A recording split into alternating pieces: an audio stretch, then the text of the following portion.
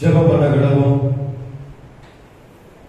துதிகளின் மத்தியில் வாசம் பண்ணுகிற எங்கள் அன்பின் நல்ல தேவனே, இந்த மனமகிழ்ச்சியான நாளில் காலை வேளைக்காக மக்கள் நன்றி செலுத்துகிறோம். அப்பா, 6 நாட்களும் ஆண்டவரே நாங்கள் வேலை செய்து இந்த 7வது நாளை நீர் ஆசீர்வதித்தது போல இந்த பரிசுத்த ஓய்வு நாளிலே உங்களுடைய சமூகத்திலே நாங்கள் காத்திருப்பதற்காக ஒருமித்து கூடி வந்திருக்கிறோம். ஆண்டவரே, பரிசுத்த இதயத்தோடு உங்களுடைய சமூகத்திலே உண்மை பணிந்து கொள்ள நீர் எங்களுக்கு தந்திருக்கின்ற இந்த பாக்கியத்திற்காக உங்களுக்கு நன்றி செலுத்துகிறோம். அப்பா, ஆராதனை முழுவதுமாக நீ பொறுப்படுத்திக் கொள்ளும். ஆண்டவரே, உம்முடைய நாமம் மாத்திரம் மகிமைப்படவும், உம்முடைய மகிமை மாத்திரம் வெளிப்படவும் ஆண்டவரே நீர் உம்முடைய வார்த்தையினால் எங்கள் மத்தியிலே அசைபாடுபடியாக நேரத்தை உடைய கரத்தில் அர்ப்பணிக்கிறோம். இது பொறுப்படுத்திக் கொள்ளும். மீட்பர் இயேசுவின் மூலம் ஜெபம் கேளும் ஜீவனுள்ள பிதாவே. முன்பவனி கீதமாக நாம் யாவரும் எழுந்து நின்று ஆராதனை கீதங்கள் 395, 200 கீதம் 126, கிறிஸ்தவ கீர்த்தனை 108. ஆராதனை கீதங்கள் 395, 200 கீதம் 126, கிறிஸ்தவ கீர்த்தனை 108. பாவிவா பாவிவா பரமண்டையவா.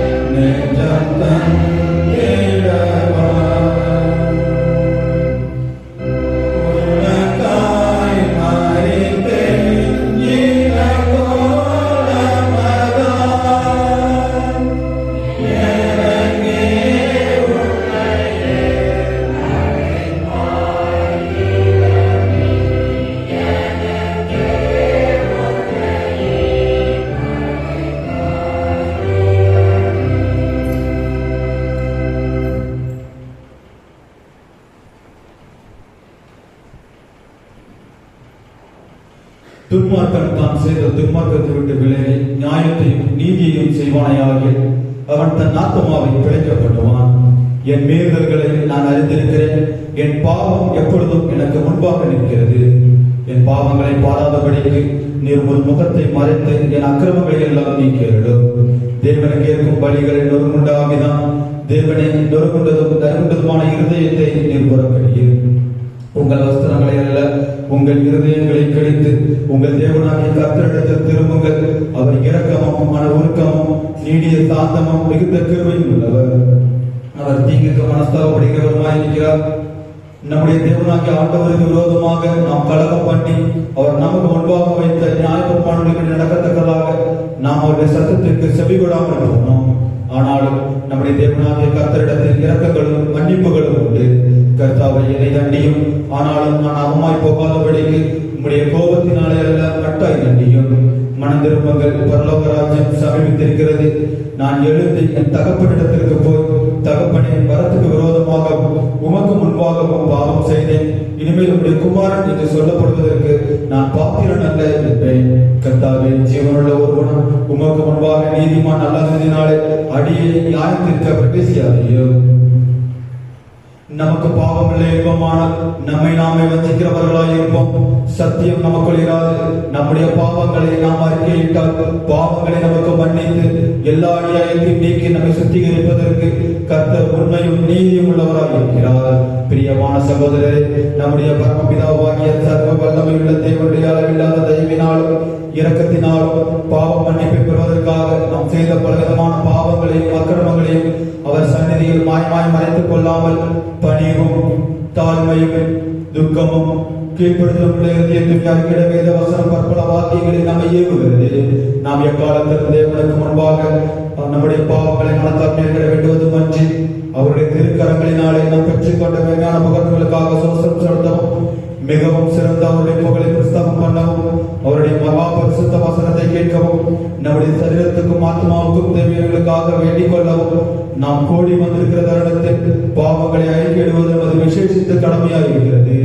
ஆகையால் இருக்கிற நாம் யாவரும் சுத்த இருதயத்தோடும் தாழ்ந்த சத்தத்தோடும் பரம கிருபாசன தண்டையில் என்னுடைய கூட சேர்ந்து நான் சொல்றது பிரகாரம் சொல்ல அவங்களை வேண்டிக் கொள்கிறேன். யாவரும் உலகால் படிட்டு பொதுவான பாவனைக்கு ஜெபத்தை சேர்த்தே இருப்போம். சர்வ வல்லமையும் மிகுந்த இரக்கமும் உள்ள பிதாவே, தப்பிப்போன ஆடுகளைப் போல நாங்கள் வழிகளை விட்டு வழி அடைந்து போனோம். எங்கள் இருதயத்தின் யோசனைகளுக்கும் விருப்பங்களுக்கும் மிகவும் இணங்கி நடந்தோம். ஒரு பரிசுத்த கற்பனைகளுக்கு விரோதமாய் குற்றம் செய்தோம். செய்தவைகளை செய்யாமல் செய்தகாதவைகளை செய்து வந்தோம். எங்களுக்கு சுகமே இல்லை. ஆனாலும் ஆண்டவரே, தேவனுக்கு கர்த்தராகிய இயேசு கிறிஸ்துவின் மூலமாய் மனிதருக்கு அருளித்த வாக்குறுதிகளின்படியே நிர்வாகிகளுடைய குற்றங்களை எங்களுக்கு இறங்கும். தப்பிக்கிறீர்கள் பொறுமையாயும் பாவத்தில் துன்பப்படுகிற தீர்ப்படுத்தும் மிகவும் இறக்கமுள்ள பிதாவே, உம்முடைய பரிசுத்த நாமம் உண்டாகும்படி நாங்கள் தெய்வ பக்தியும் நீதியும் தெளிந்த புத்தியும் நடந்து வர இயேசு கிறிஸ்துவின் நிமித்தம் எங்களுக்கு கிருபை செய்துள்ளோம். ஆமென். தேவனை எப்பொழுது இரக்கம் செய்கிறதும் மன்னிக்கிறதும் உமது சுபாவம் லட்சணமாக இருக்கிறதுனால் எங்கள் தாழ்மையான விண்ணப்பங்களை ஏற்றுக்கொண்டு எங்கள் பாவங்களாகிய சங்கிலினால் எங்கள் கட்டுண்டவர்களாயும் ஒழுக்கமான மிகுந்த இரக்கத்தினாலே எங்களை கட்டவிழ்த்து விடுதலையாக்க வேண்டும் என்று எங்கள் மத்தியஸ்தரும் எங்களுக்காக பரிந்துரை செய்கிறவருமாகிய உம்மை வேண்டிக் கொள்கிறோம்.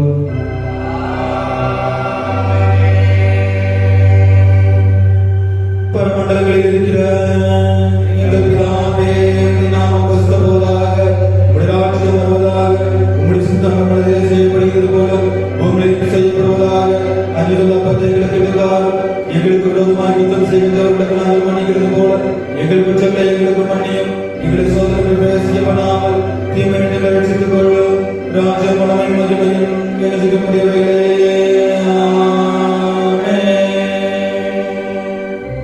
ஆண்டவர் எங்கள் உதவிகளை திறந்தருளும்.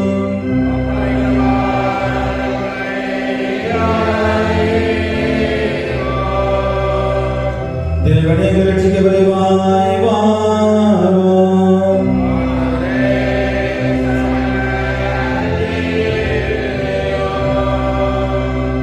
பிதாவுக்கும் குமாரனுக்கும் பரிசுத்த ஆவிக்கும் உண்டாவதாக.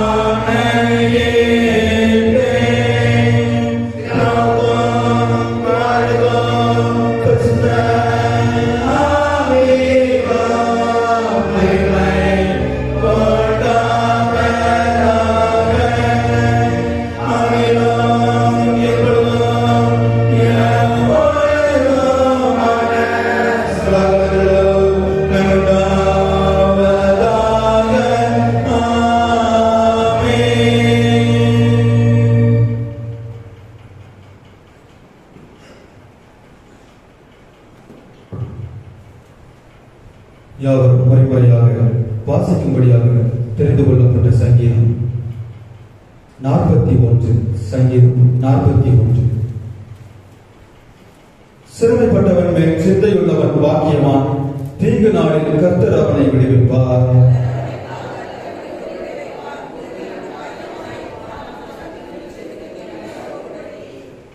படுக்கை மேல் வியாதியாய் கிடைக்கிற அவனை கர்த்தர் தாங்குவார். அவனுடைய வியாதியிலே அவன் படுக்கை முழுவதையும் மாற்றி போடுவேன்.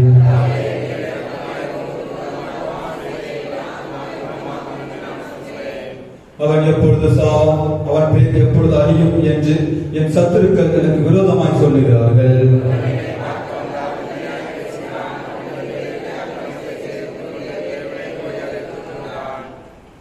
என் பகைஞர் எல்லோரும் எங்கள் ஏகமாய் முணுமுணுத்து எனக்கு விரோதமாய் இருந்து எனக்கு பொல்லாங்கு நினைத்து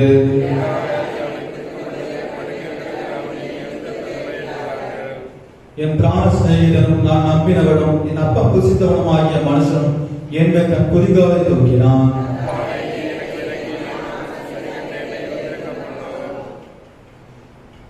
என் சத்துரு என் மேல் ஜெயம் கொள்ளாததினால் நீர் என் மேல் பிரியமாய் இருக்கிறீர் என்று அறிவேன்.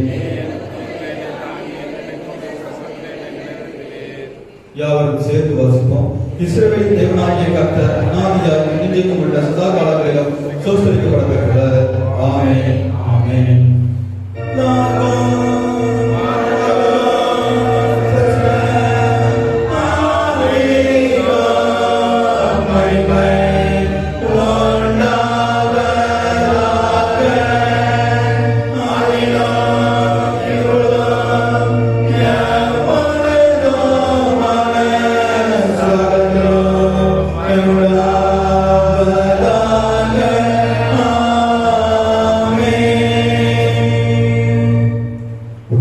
முதலாவது வேறுபாடு வாசிக்க கேட்போம்.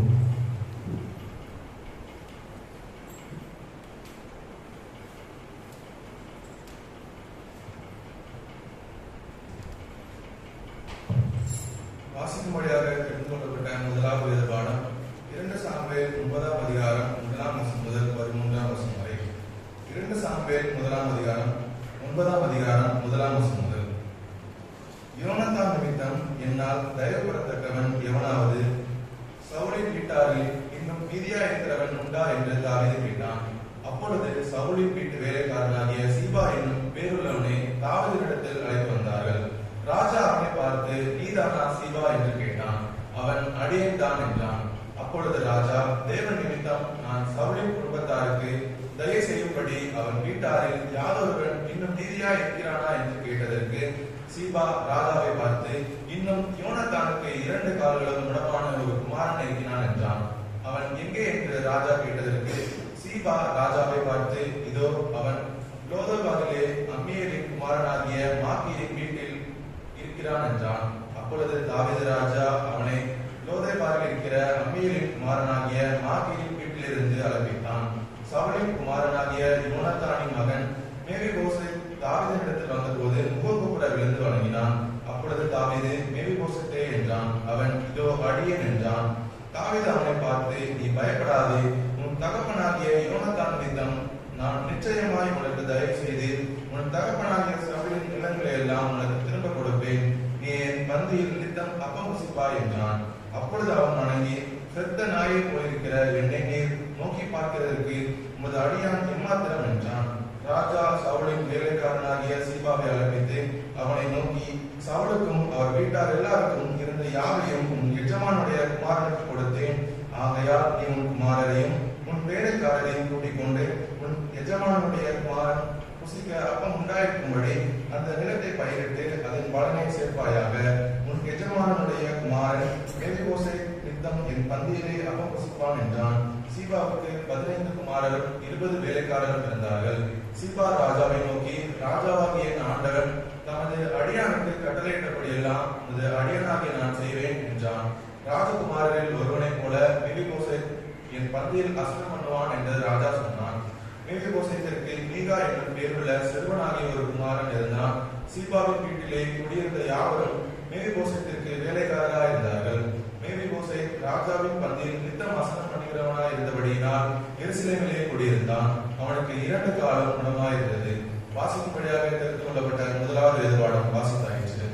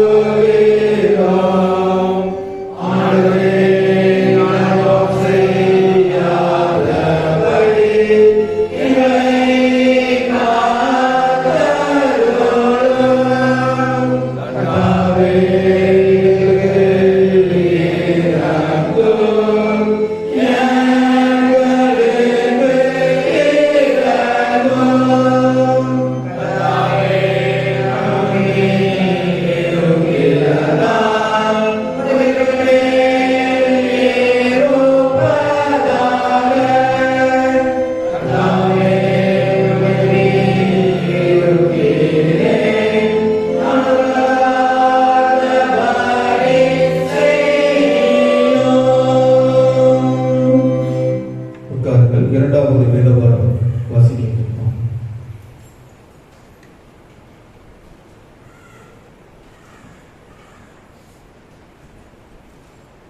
வாசிக்கப்படியாக குறிக்கப்பட்டுள்ள இரண்டாம் வேதபாடம் கலாத்தியர் 6ஆம் அதிகாரம் 1ஆம் வசனம் முதல் 10ஆம் வசனம் வரை. கலாத்தியர் 6ஆம் அதிகாரம் 1ஆம் வசனம் முதல் 10ஆம் வசனம் வரை. சகோதரரே, ஒருவன் யாதொரு குற்றத்தில் அகப்பட்டால் ஆவிக்குரியவர்களாகிய நீங்கள் சாந்தமுள்ள ஆவியோடு அப்படிப்பட்டவனை சீர்கொண்ட பண்ணுங்கள். நீயும் சோதிக்கப்படாதபடிக்கு உன்னை குறித்து எச்சரிக்கையா இரு. ஒருவர் பாரத்தை ஒருவர் சுமந்து இப்படியே கிறிஸ்துவினுடைய பிரமாணத்தை நிறைவேற்றுங்கள். ஒருவன் தான் ஒன்றுமில்லாதிருந்தும் தன்னை ஒரு பொருட்டென்று எண்ணினால் தன்னை தானே வஞ்சிக்கிறவன் ஆவான். அவன் தன் தன் சுயக்கிரியை சோதித்து பார்க்க கடவன். அப்பொழுது மற்றவனை பார்க்கும் போது அல்ல, தன்னையே பார்க்கும் போது மேன்மை பாராட்ட அவனுக்கு இடம் உண்டாகும். அவன் தன் தன் பாரத்தையே சுமப்பானே. மேலும் திருவசனத்தில் உபதேசிக்கிறவர்களுக்கு சகல நன்மைகளிலும் பகிர்ந்து கொடுக்க கடவன். மோசம் போகாதிருங்கள். தேவன் நம்மை பரியாசம் பண்ண விட்டார். மனுஷன் எதை விதைக்கிறானோ அதையே அறுப்பான்.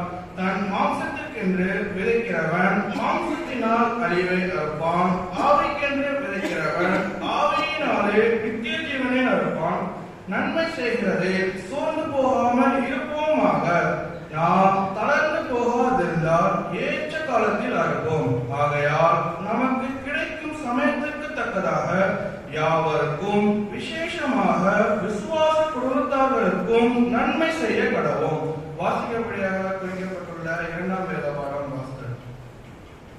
பிள்ளைகள் சத்தியவசனம் கூறுவார்கள்.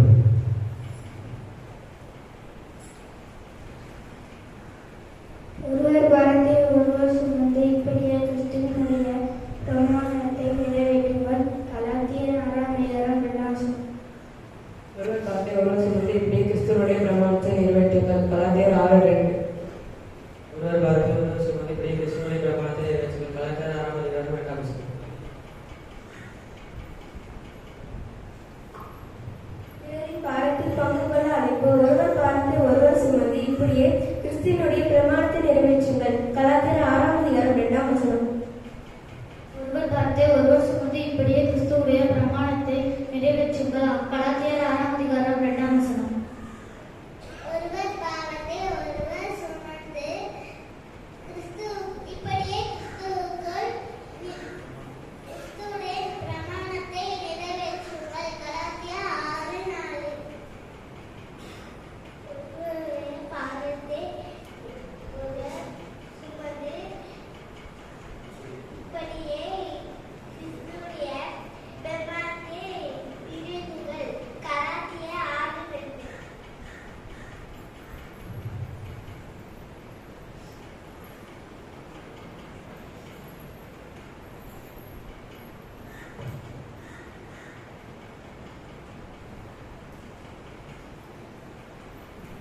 சத்தியவசனம் யாவரும் சேர்ந்து சொல்லுவோம். பிறரின் பாரத்தில் பங்கு கொள்ள அழைப்பு. ஒருவர் பாரத்தை ஒருவர் சுமந்து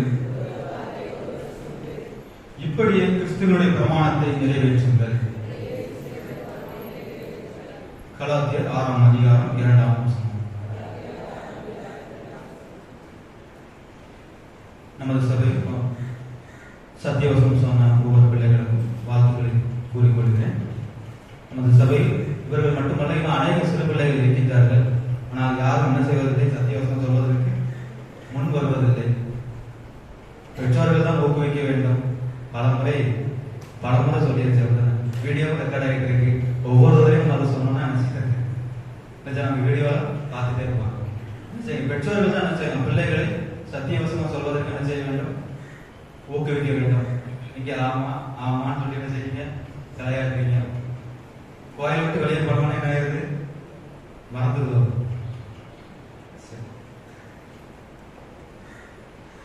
ஒரு சில அறிவிப்புகள். இன்று ஆராதனை முடிந்த பிறகு வாலிப பெண்கள் கூடுதல் ஆலயத்தில் வைத்து நடைபெறும். சபை வாலிப பெண்கள் யாவரும் ஜெபத்தோடு கலந்து கொள்ளும்படியாக கேட்டுக்கொள்கிறேன். ஆராதனையை தொடர்ந்து வாலிப பெண்கள் கூடுதல் நடைபெறும். சபை வாலிப பெண்கள் யாவரும் கலந்து கொள்ளும்படியாக கேட்டுக்கொள்கிறேன். மதியம் 2 மணிக்கு தாய்மார் கூடுகை நடைபெறும். மதியம் 2 மணிக்கு தாய்மார் கூடுகை நடைபெறும்.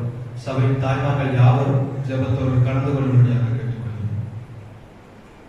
மாலை 3:30 மணிக்கு ஞாயிறு பாடசாலை வகுப்புகள் ஆலயத்தில் வைத்து நடைபெறும். மாலை 3:30 மணிக்கு ஞாயிறு பாடசாலை வகுப்புகள் ஆலயத்தில் வைத்து நடைபெறும். பெற்றோர்கள் பிள்ளைகளை பாடசாலை வகுப்புகளுக்கு அனுப்பி வைக்கும்படியாக கேட்டுக்கொள்கிறேன். இன்று இரவு ஆராதனை பரிசுத்த திருவிருந்து ஆராதனையாக நடைபெறும்.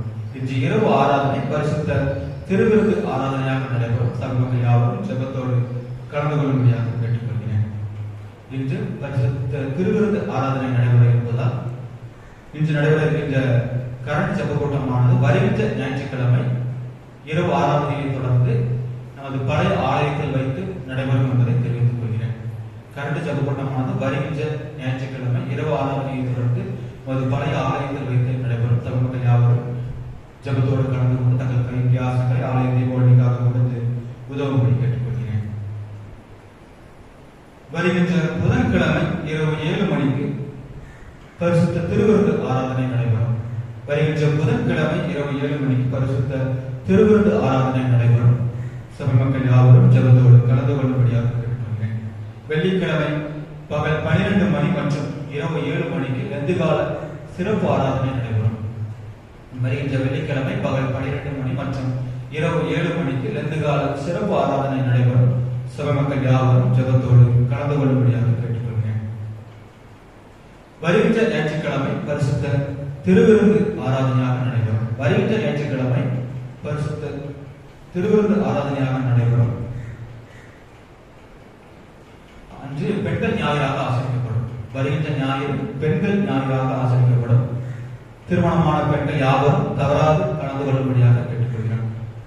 திருமணமான பெண்கள் யாவரும் தவறாது வருகின்ற ஞாயிற்றுக்கிழமை கலந்து கொள்ளும்படியாக கேட்டுக்கொள்கிறேன். பெண்கள் ஞாயிறாக ஆசரிக்கப்படும். அதற்கான கவர் அல்லது வீடுகளில் கொடுக்கப்படும். கவர் காணிக்கை மற்றும் சோஸ்திர காணிக்கை படைக்கின்ற பெண்கள் காணிக்கை பாடலின் பொழுது ஆல்டர் முன்பாக வந்து படைக்கும்படியாக கேட்டுக்கொள்கிறேன். கவர் காணிக்கை மற்றும் சோஸ்திர காணிக்கை படைக்கின்ற பெண்கள் ஆல்டர் முன்பாக காணிக்கை பாடலின் போது ஆல்டர் முன்பாக வந்து படைக்கும்படியாக கேட்டுக்கொள்கிறேன். காணிக்கை படைக்கின்ற பிள்ளைகளுக்கு சிறப்பு பரிசு கொடுக்கப்படும் என்பதை தெரிவித்துக் கொள்கிறேன்.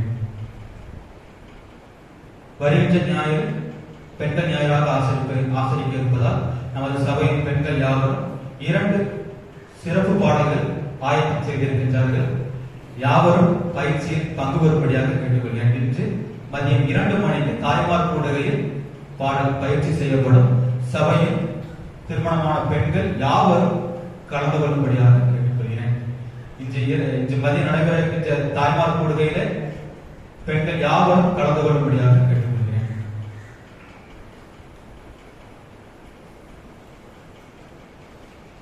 வருகின்ற நாட்களில் தங்களது பிறந்த நாள் மற்றும் திருமண நாட்களை ஆசிரிக்கின்ற பிள்ளைகள் பெயர்களை வாசிக்கிறேன்.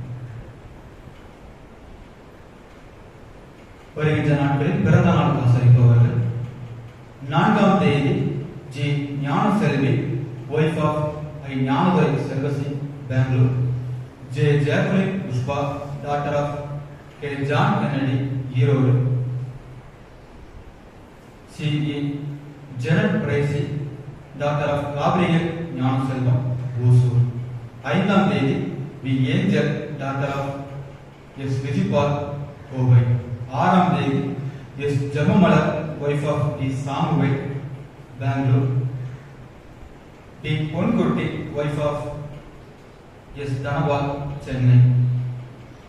இவர்கள் வருகின்ற நாட்களில் தங்களது பிறந்த நாளை ஆசரிக்கின்றார்கள்.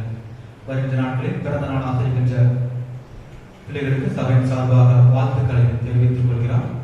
நமது சபையில் பிறந்த நாள் மற்றும் திருமண நாள் பெயர் கொடுக்காத பிள்ளைகள் இருந்தால், ஒருவேளை பெயர் வாசிக்கப்படவில்லை என்றாலும் சபை ஊழியரை தொடர்பு கொள்ளும்படியாக கேட்டுக்கொள்கிறேன். ஏனென்றால் ஒரு படிவம் ஒன்று கொடுத்திருந்தோம். பிறந்த நாள் மற்றும் திருமண நாள் நிரப்புவதற்காக ஒரு படிவம் ஒன்று கொடுத்திருந்தேன். மொத்தத்தில் கிட்டத்தட்ட ஒரு 50-60 படிவம் கொடுத்திருப்பேன்னு நினைக்கிறேன். ஆனா என் கைக்கு வந்திருக்கிறது மொத்தத்திலேயும் 12 படிவம் தான் வந்திருக்கு. அதனால பெயர் விடுபட்டால் தயவு செய்து என்னிடம் சொல்லும்படியாக கேட்டுக்கொள்கிறேன். பிறந்த நாள் கொண்டாடுகின்ற பிள்ளைகளுக்கான வாக்குத்தத்த வசனம் அபகுக் 3ஆம் அதிகாரம் 19ஆம் வசனம். அபகுக் 3ஆம் அதிகாரம் 19ஆம் வசனம். ஆண்டவராகிய கர்த்தர் என்பதன் அவர் என் கால்களை மான் கால்களைப் போலாக்கி உயரமான ஸ்தலங்களில் என்னை நடக்க பண்ணுவார். ஆண்டவராகிய கர்த்தர் என்பதன் அவர் என் கால்களை மான் கால்களைப் போலாக்கி உயரமான ஸ்தலங்களில் என்னை நடக்க பண்ணுவார். இப்பொழுது பாடகர் குழு ஒரு சிறப்பு பாடல் ஒன்றை பாடுவார்கள். அதைத் தொடர்ந்து நாம் அவர்களுக்காக ஜெபம் செய்வோம்.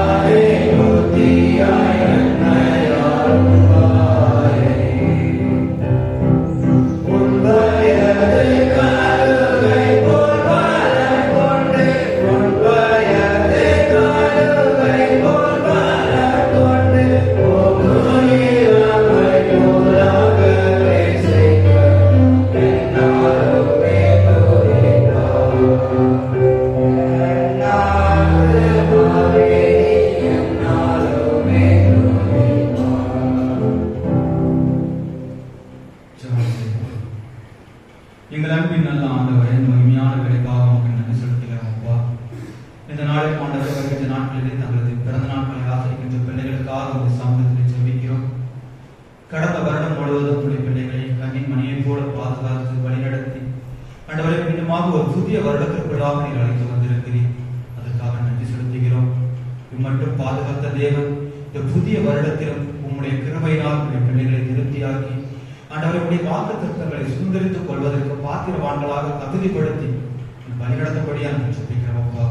ஆண்டவராகிய கர்த்தரின் பலன் அவரின் கால்களை மான் கால்களை போலாக்கி உயரமான ஸ்தலங்களில் நீ நடக்கப்படுவார் என்ற விசுவாசத்தோடு இந்த புதிய வருடத்திலே உடைய பிள்ளைகளுடைய சமூகத்தில் காத்துக் கொண்டிருக்கிறார்கள். ஆண்டவரை நீர் கொடுத்திருக்கின்ற அந்த வாக்குத்தத்தத்தை உடைய பிள்ளைகளின் வாழ்வில் நிறைவேற்றும். இதோ உள்ளங்கையிலே பறித்து வைத்திருக்கிறேன் என்று சொன்னீரே, உடைய நீதி வலது கரத்தினால் இந்த பிள்ளைகளை தாங்கி பலப்படுத்தும். நல்ல சுகத்தோடும் பலத்தோடும் பிள்ளைகளை பாதுகாத்துக் கொள்ளும். இருதயத்தின் வேண்டுதல்கள் எல்லாவற்றையும் நிறைவேற்றி குறைவுகள் எல்லாவற்றையும் நிறைவாக மாற்றி சமாதானமும் சந்தோஷமும் உடைய பிள்ளைகளை ஆட்கொள்ள வேண்டும் என்று நாங்கள் சொல்லிக்கிறோம் அப்பா. உடைய கரத்தில் அர்ப்பணிக்கிறோம். நீ பொறுப்படுத்திக் கொள்ளும். மீட்பர் இயேசுவின் மூலம் நமக்கு ஜீவனுள்ள பிதாவே.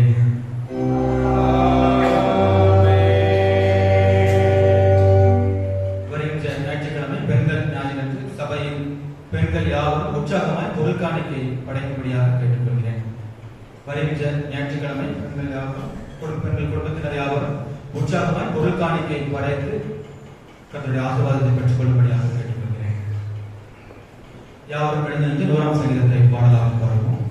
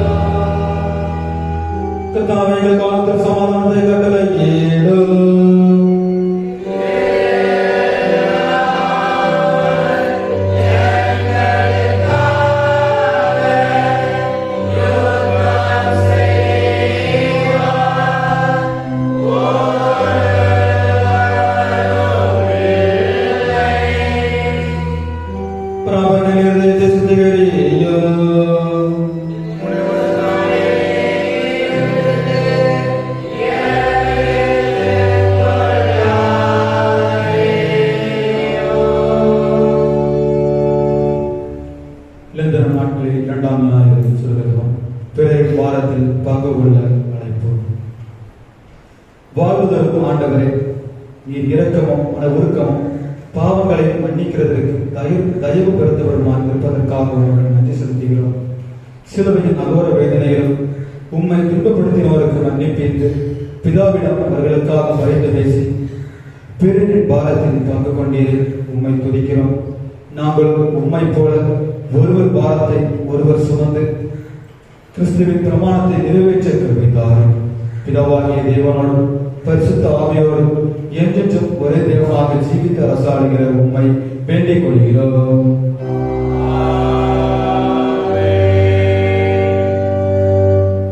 சமாதானத்துக்கு காரணம் ஏக சத்தியை விரும்புகிறவருமாகிய தேவனே, உம்மை அறிவிய தேவன், உம்மை சேவிப்பதே மெசியாதேவன். தேவனில் நமக்கு கொண்டிருக்கிற முதலியராகிய நாங்கள் எந்த விரோதிகளுடைய வல்லமைக்கு பயப்படாதிருக்கும்படியாக எங்கள் சத்துருக்கள் செய்கிற எல்லா பிரயத்தனங்கள் நின்று எங்கள் கர்த்தராகிய இயேசு கிறிஸ்துவின் வல்லமை நாள்களை காப்பாற்றியவர்களும்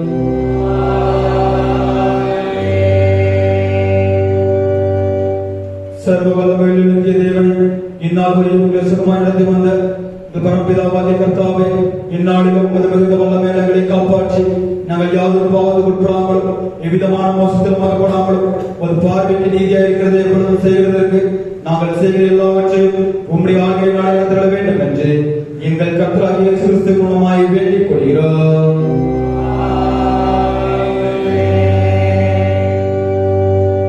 மகா அதிசயங்களை செய்கிற சர்வ வல்லமை நடத்திய தேவனே, எங்கள் அத்தியட்சமார் மேலும் குருமார் மேலும் அவர்கள் விசாரணைக்கு ஒப்புவிக்கப்பட்ட எல்லா சபைகள் மேலும் ஆரோக்கியம் தருகிற கிருபையில் ஆகிய அனுப்பி அவர்கள் வகுத்தம் பிரியமாக நடக்கும்படி ஆசீர்வாதமாகியபடி அவர்கள் வயமுப்பை செய்தாலும் கர்த்தாவே, எங்கள் காரியங்கள் தரும் மத்தியஸ்தருமாகிய இயேசு கிறிஸ்து மேம்பட்டாகியதை கட்டளையிட்டார்கள்.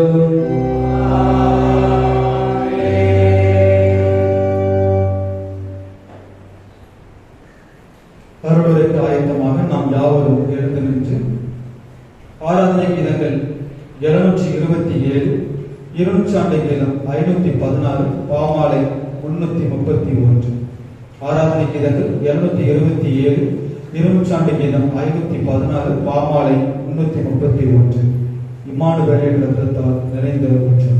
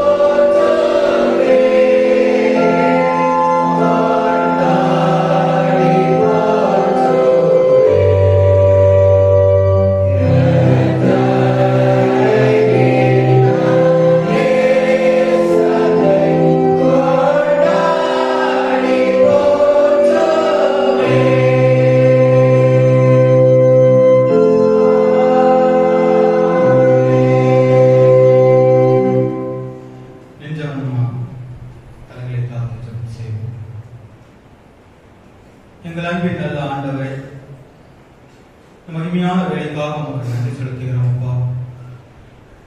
கடந்த மாதம் முழுவதும் எங்களை கிருபையாய் பாதுகாத்து வழிநடத்தி ஆண்டவரே மீண்டுமாக ஒரு புதிய மாதத்திற்குள்ளாக புதிய நாட்களுக்குள்ளாக எங்களை அழைத்து வந்திருக்கிறேன். அதற்காக நன்றி செலுத்துகிறோம். இப்பொழுது ஆண்டவரே சமூகத்திலே உம்முடைய வார்த்தைக்காக நாங்கள் காத்திருக்கிறோம்.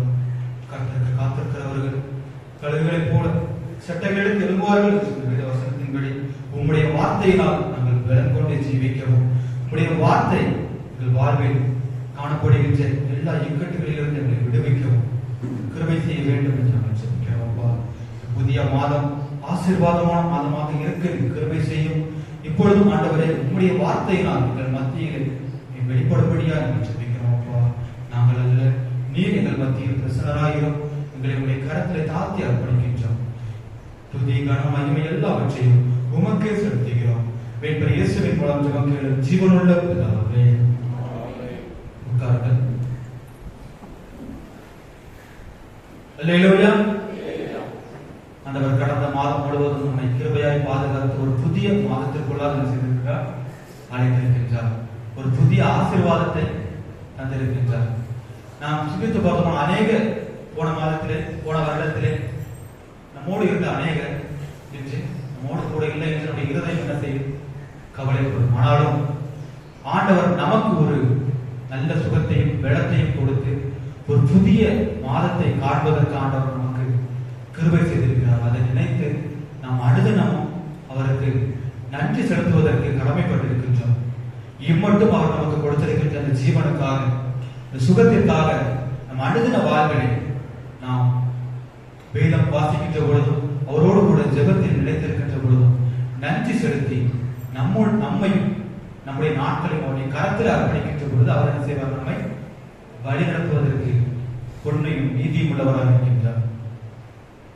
இன்றும் நமக்கு நமது திருமணத்தில் கொடுத்துக்கின்ற தலைப்பின்படி கலாத்தியர் 6ஆம் அதிகாரம் 2வது வசனத்தை ஒருவர் வாசியுங்கள்.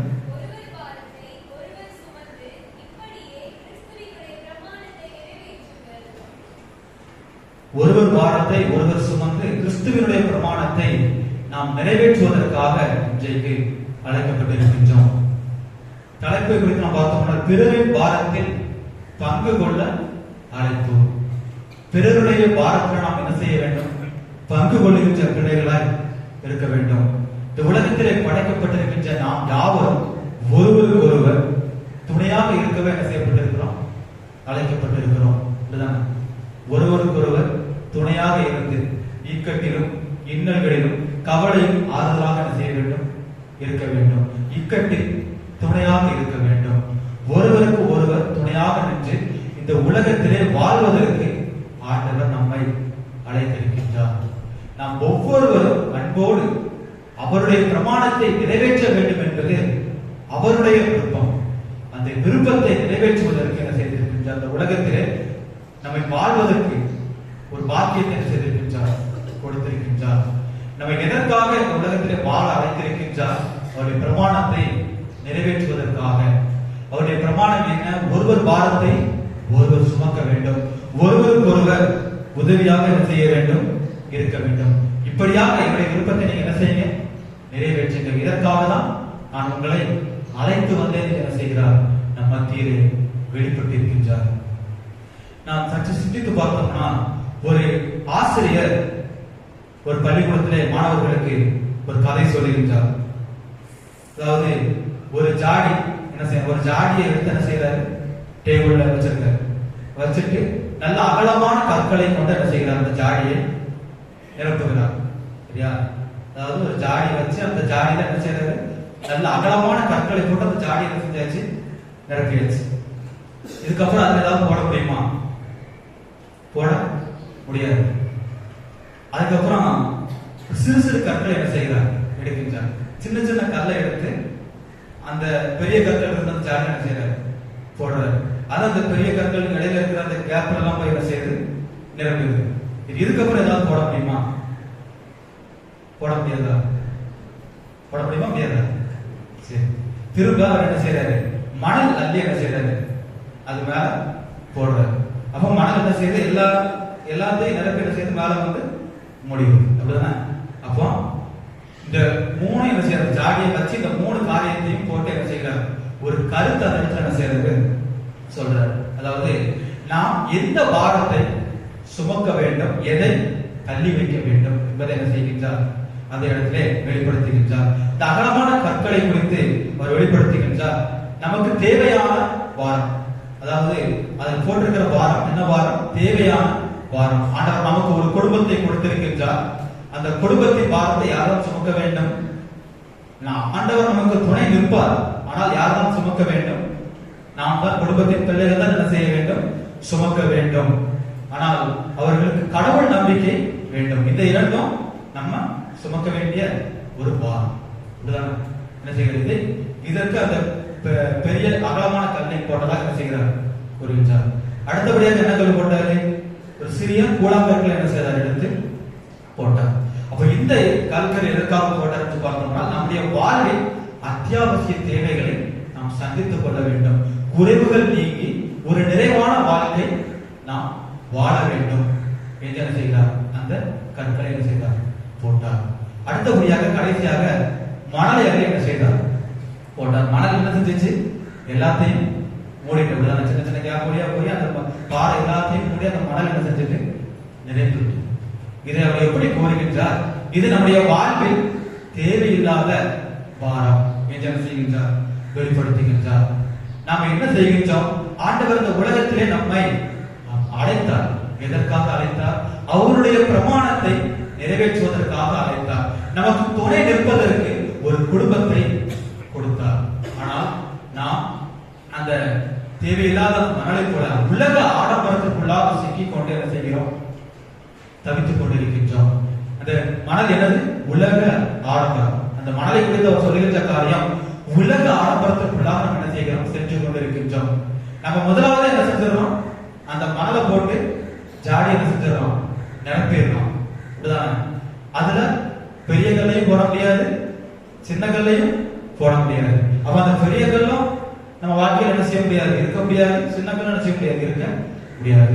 அப்போ தேவையான பாரத்தை விட்டுவிட்டு தேவையில்லாத பாரத்தை சுமந்து கொண்டிருக்கிறாயே என்று என்ன செய்கிறார் அந்த ஆசிரியர் மாணவர்களுக்கு ஒரு கதை என்ன செய்கின்றார், சொல்லுகின்றார். அப்ப அந்த கதையில நமக்கு புரிந்தது என்ன, நம்முடைய வாழ்க்கையிலே எந்த பாரத்தை நாம் சுமக்க வேண்டும், எந்த பாரத்தை தேவையில்லாமல் நாம் சுமந்து கொண்டிருக்கிறோமோ அதை இறக்கி வைப்பதற்காக என்ன செய்கிறோம், அழைக்கப்பட்டிருக்கின்றோம். நம்முடைய வாழ்க்கையை சிந்தித்து பார்த்தோம்னா, அந்த மணலை போல என்ன செய்யறோம், கிறிஸ்துவை விட்டுவிட்டு குடும்பத்தை விட்டுவிட்டு தேவையில்லாத பாரத்தை சுமந்து கொண்டிருக்கின்றோம். உதாரணமா பார்த்தோம்னா, உலக ஆடம்பரத்துக்கு ஆசைப்பட்டு அநேக பொருட்களை ஆசைப்பட்டு வாங்கி என்ன செய்கிறோம், அதற்காக லோன் இஎம்ஐ சொல்லி என்ன செய்யறோம், ஓடிக்கிட்டு இருக்கோம். அப்படிதானே, லோன் இஎம்ஐ அதை அடைக்கணும்னு சொல்லிட்டு அந்த பாரம் நம்ம இருதயத்தை என்ன செய்கிறது, நெருக்குகிறது. அப்ப இந்த பாரம் நம்ம இருதயத்தை நெருக்குகின்ற பொழுது இங்கே ஆண்டவரை குறித்தும் நம்மால் சிந்திக்க முடியவில்லை, நம்முடைய குடும்பத்தை குறித்தும் நம்மால் சிந்திக்க முடியவில்லை. இதைத்தான் சொல்கிறார், அந்த தேவையில்லாத ஆடம்பரமான பாரத்தை உதறி தள்ளிவிட்டு என்ன செய்ய வேண்டும், கர்த்தர் ஆண்டவர் நமக்கு கொடுத்திருக்கின்ற அந்த பிரமாணத்தை நிறைவேற்றுவதற்காக இந்த நாளிலே நாம் அழைக்கப்பட்டிருக்கின்றோம்.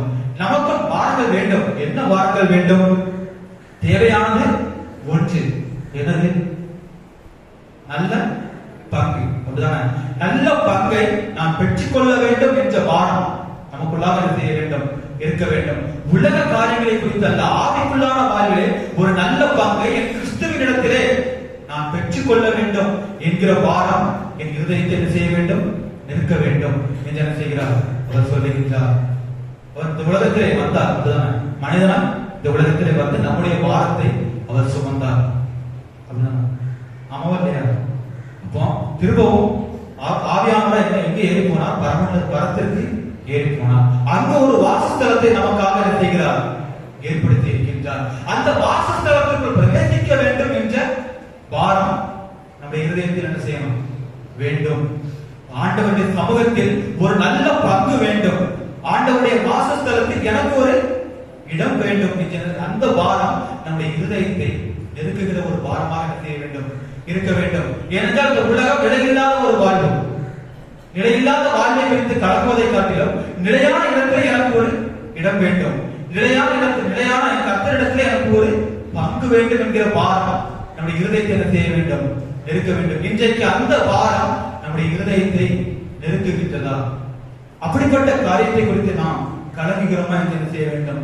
யோசித்து பார்க்க இந்த நாளிலே அழைக்கப்பட்டிருக்கிறோம். ஏனென்றால் அப்படிப்பட்ட பாரத்தை நம்ம இருதயம் சுமப்பதில்லை. அப்படிதானே? நல்ல பங்கு வேண்டும் என்ற பாரத்தையோ, வாசஸ்தலத்துக்கு இடம் வேண்டும், என் ஆண்டவரிடத்தில் எனக்கு இடம் வேண்டும் என்கிற பாரத்தை நாம் சுமப்பதில்லை. உலக ஆடம்பரமான காரியங்களை குறித்து நம்முடைய இருதயம் கலங்கி கொண்டிருக்கின்றது, நம்முடைய இருதயம் பாரப்பட்டுக் கொண்டிருக்கின்றது. கர்த்தர் சொல்லுகிறார், ஏசாயா 48 அதிகாரம் 17 வசனத்தை நாம் பார்த்தோமானால், பிரயோஜனம் ஆனதையே அவர் நமக்கு என்ன செய்கின்றார்? போதிக்கின்றார். பிரயோஜனம் இல்லாத ஒன்றையும் அவர் நம்முடைய வாழ்விலே அனுமதிக்கிறவர் அல்ல என்று என்ன செய்கிறது? வேதம் கூறுகின்றது. அவர் பிரயோஜனமான பாரத்தை நீங்கள் என்ன செய்யுங்க? சுமந்து கொள்ளுங்கள். அவரிடத்துல போகணும், அவரிடத்துல பங்கு வேண்டும்.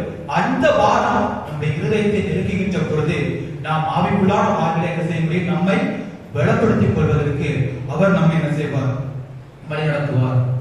1 கொரிந்தியர் 12 அதிகாரம் 25 வசனம் முதல் 26 வசனம் வரை நாம் வாசித்து பார்த்தோமானால், நம்முடைய அவயவங்கள் ஒன்றுக்கொன்று பாரங்களை சுமக்கின்ற ஒரு கருவியாக இருக்கின்றது.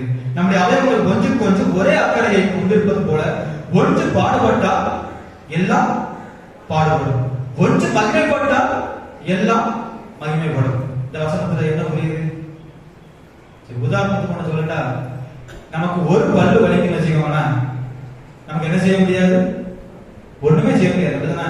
சாப்பிடவே முடியாது. அப்ப எந்த ஒரு செயலுமே நம்மளால என்ன செய்ய முடியாது? செய்ய முடியாது. 32 பல்லு வழியாக என்ன செய்ய முடியாது? நம்மளால சாப்பிட முடியாது. அப்ப ஒரு பல்லு வலிச்சாலும் 32 பல்லு வலிக்கும்.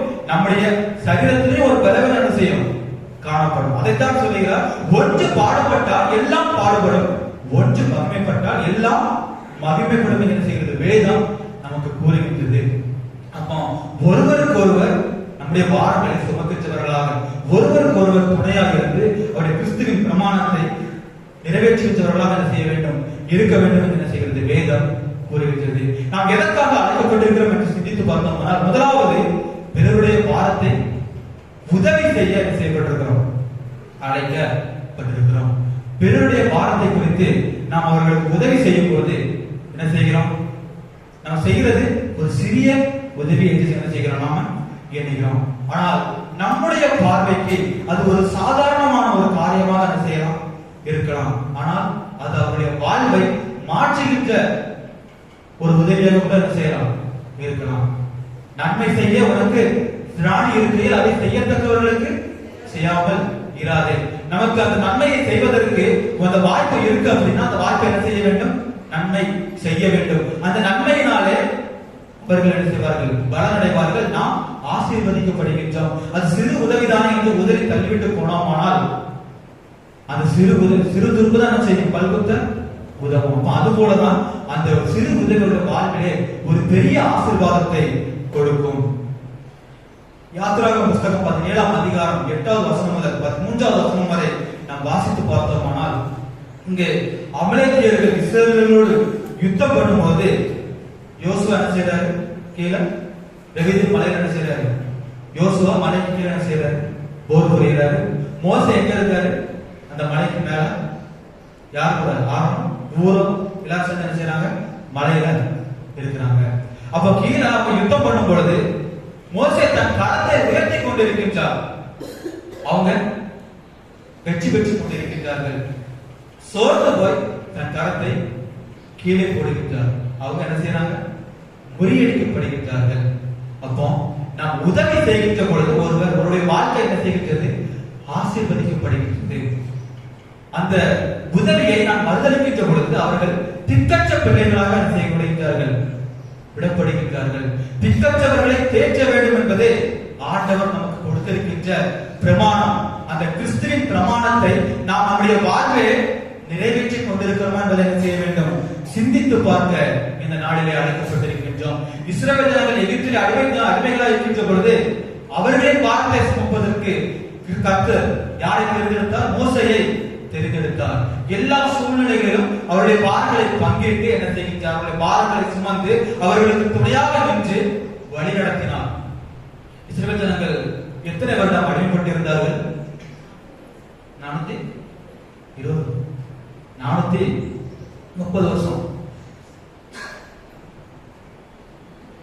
430 வருஷம் என்ன செஞ்சாங்க? அடிமைப்பட்டு இருந்தார்கள். அந்த அடிமைத்தனத்திலிருந்து விடுவிப்பதற்காக, அந்த அடிமைத்தனத்தை, அந்த பாரத்தை நீக்குவதற்காக மோசே என்ன செய்கிறார்? அங்கே தேர்ந்தெடுக்கப்படுகின்றார். அந்த பாரம் மோசே மூலமாக அவர்களுக்கு என்ன செய்தது? குறைந்தது. அவர்களை வழிநடத்தி சென்றார். அப்ப இந்த பகுதியில் இந்த விதி மலையை குறித்து நாம் பார்த்தோமானால் அங்க என்ன செய்யப்படுகின்றது? அவங்க கையை மோசே சோர்ந்து போய் கையை கீழே போடும்போது என்ன செய்கின்றார்? அவங்க இஸ்ரவேலர்கள் என்ன செய்யறாங்க? தோற்று போறாங்க. அப்போ அவங்க என்ன செய்யறாங்க? ஒரு கல்லை எடுத்து என்ன செய்கிறார்கள்?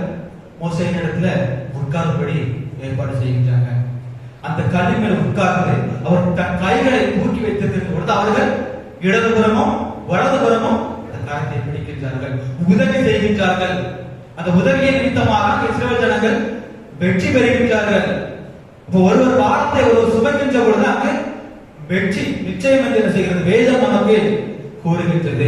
இப்ப அப்படிப்பட்ட வாழ்வை ஆண்டவர் நமக்கு என்ன செய்திருக்கின்றார்? கொடுத்திருக்கின்றார். ஒரு சிறு கல், அதை தூக்கி வைத்து என்ன செஞ்சாங்க? அந்த இடத்திலே ஒரு வெற்றியை கண்டார்கள்.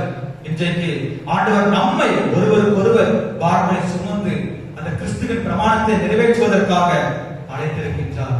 நாம் அதை செய்கின்ற பிள்ளைகளாய் இருக்கின்றோம் என்பதை என்ன செய்ய வேண்டும்? யோசித்து பார்க்க வேண்டும். ஒருவேளை அந்த கல் அவங்களுக்கு வேண்டாம் சொல்லியிருந்தா என்ன செஞ்சிருப்பாங்க? இப்படியே சமாளிச்சிடலாம் இருந்தா செஞ்சிருப்பாங்க. சோர்ந்து போய் தோற்று போயிருப்பார்கள். வேண்டாம் என்று தனித கல்லே மூளைக்கு தடைக்கல்லாய்ச்சி என்ன செய்கிறது? வேதம் கூறுகின்றது. ஒருவருக்கொருவர் உதவி செய்கிறதற்கு நம்ம செய்யப்பட்டிருக்கிறோம், அழைக்கப்பட்டிருக்கின்றோம். நாம் கலாத்தியர் 6ஆம் அதிகாரம் 9வது வசனத்தை நாம் பார்த்தோம்னால், நன்மை செய்வதில் சோர்ந்து போகாமல் இருப்போமாக, தளர்ந்து போகாது இருந்தால் ஏற்ற காலத்திலே அறுப்போம். அதாவது ஏற்ற காலத்திலே அறுப்பம் என்ன செய்கிறது? வேதம் நமக்கு கூறுகின்றது. எப்படி என்றால், நாம் கர்த்தர் சொல்லுகின்றார், ஏழைக்கு இறங்குகிறவன் கர்த்தருக்கு கடன் கொடுக்கிறான். அப்படிதான் கர்த்தருக்கு என்ன செய்யறான்? கடன் கொடுக்கின்றான். அப்ப நாம கடன் கொடுக்கிறவர்களா இருந்தோமானால் அந்த கடன் என்ன செய்யும்?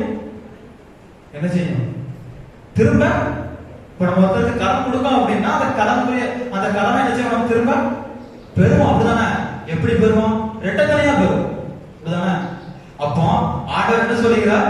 ஏழைக்கு இறங்குகிறவன் கர்த்தருக்கு கடன் கொடுக்கிறான். நன்மை செய்வதில் சோர்ந்து போகாமல் இருக்கிறவன் ஏற்ற காலத்திலே அறுப்பான் என்ன செய்கிறது? வேதம் கூறுகின்றது. அந்த கடனை ஆண்டவர் நமக்கு, நாம் கர்த்தருக்கு கடன் கொடுத்து கொண்டிருக்கின்றோம். இந்த உலகத்தில் நாம் செய்கின்ற ஒவ்வொரு உதவியும் நாம் கர்த்தருக்கு கடன் கொடுக்கின்றவர்களாய் நம்மை தகுதிப்படுத்திக் கொண்டிருக்கின்றது. அந்த கடனை நாம் பெறுகின்ற பொழுது ஏற்ற காலத்திலே ஆசீர்வாதமாக, இரட்டத்தனையான ஆசீர்வாதமாக அற்புதற்கு ஆண்டவர் என்ன செய்வார்? நம்மை ஆசீர்வதிப்பார். இரட்டத்தனையான ஆசீர்வாதத்தை தந்து என்ன செய்வார்? ஆசீர்வதிப்பார். இந்த வருஷத்துடைய வாக்குத்த வசனம் என்னது? இரட்டிப்பான பலம் உண்டு, இரட்டத்தனையான ஆசீர்வாதம் உங்களுக்கு உண்டு என்று என்ன செய்கிறார்? ஆண்டவர் நமக்கு சொல்லியிருக்கின்றார். அப்போ நம்முடைய வாழ்விலே உதவி செய்கின்றவர்கள் என்ன செய்ய வேண்டும்? இருக்க வேண்டும். பவுல் இப்படியாக கூறுகின்றார். கலாத்தியாவில் உள்ள திருச்சபைக்கு பவுல் ஒரு காரியத்தை எழுதுகின்ற பொழுது சொல்லுகின்றார், அந்த கலாத்தியா திருச்சபை பிள்ளைகள் என்ன செய்கிறாங்க? அந்த திருச்சபையில் உள்ள பொறுப்புகளை கண்டு என்ன செய்கிறார்கள்? அது ரொம்ப பாரமா இருக்குன்னு சொல்லி என்ன செய்யறாங்க? கவலைப்பட்டு கலந்து கொண்டிருக்கின்றார்கள். அந்த திருச்சபையில் உள்ள பிள்ளைகள் திருச்சபையின் பொறுப்புகளை கண்டு அது என்ன செய்கின்றது? எங்களுக்கு மிகுந்த பாரமாக இருக்கின்றது என்று என்ன செய்கிறார்கள்? புலம்பிக் கொண்டிருக்கின்றது. அவர்கள் பவுல் என்ன செய்தார்? அறிந்தார். அப்போ அவர் வெளிப்படுத்துகின்றார், கிறிஸ்தவ வாழ்க்கை எளிதான ஒரு வாழ்க்கை அல்ல. அப்படிதான் கிறிஸ்தவ வாழ்க்கை பொறுப்புகள் நிறைந்தது, பாரங்கள் நிறைந்தது, போராட்டங்கள் நிறைந்தது. ஆனால் ஆண்டவர் சொல்லுகின்றார், அப்போஸ்தலர் 1ஆம் அதிகாரம் 8வது வசனத்தை ஒருவர் வாசியுங்கள்.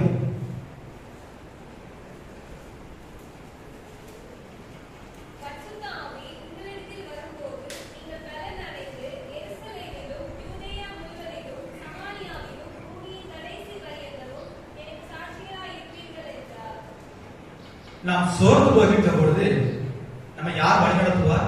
பரிசுத்த ஆவியானவர் உங்களை வழிநடத்துவார். அது நிமித்தம் பெறக் கொள்வீர்கள் என்று செய்கிறது வேதம் நமக்கு கூறுகின்றது.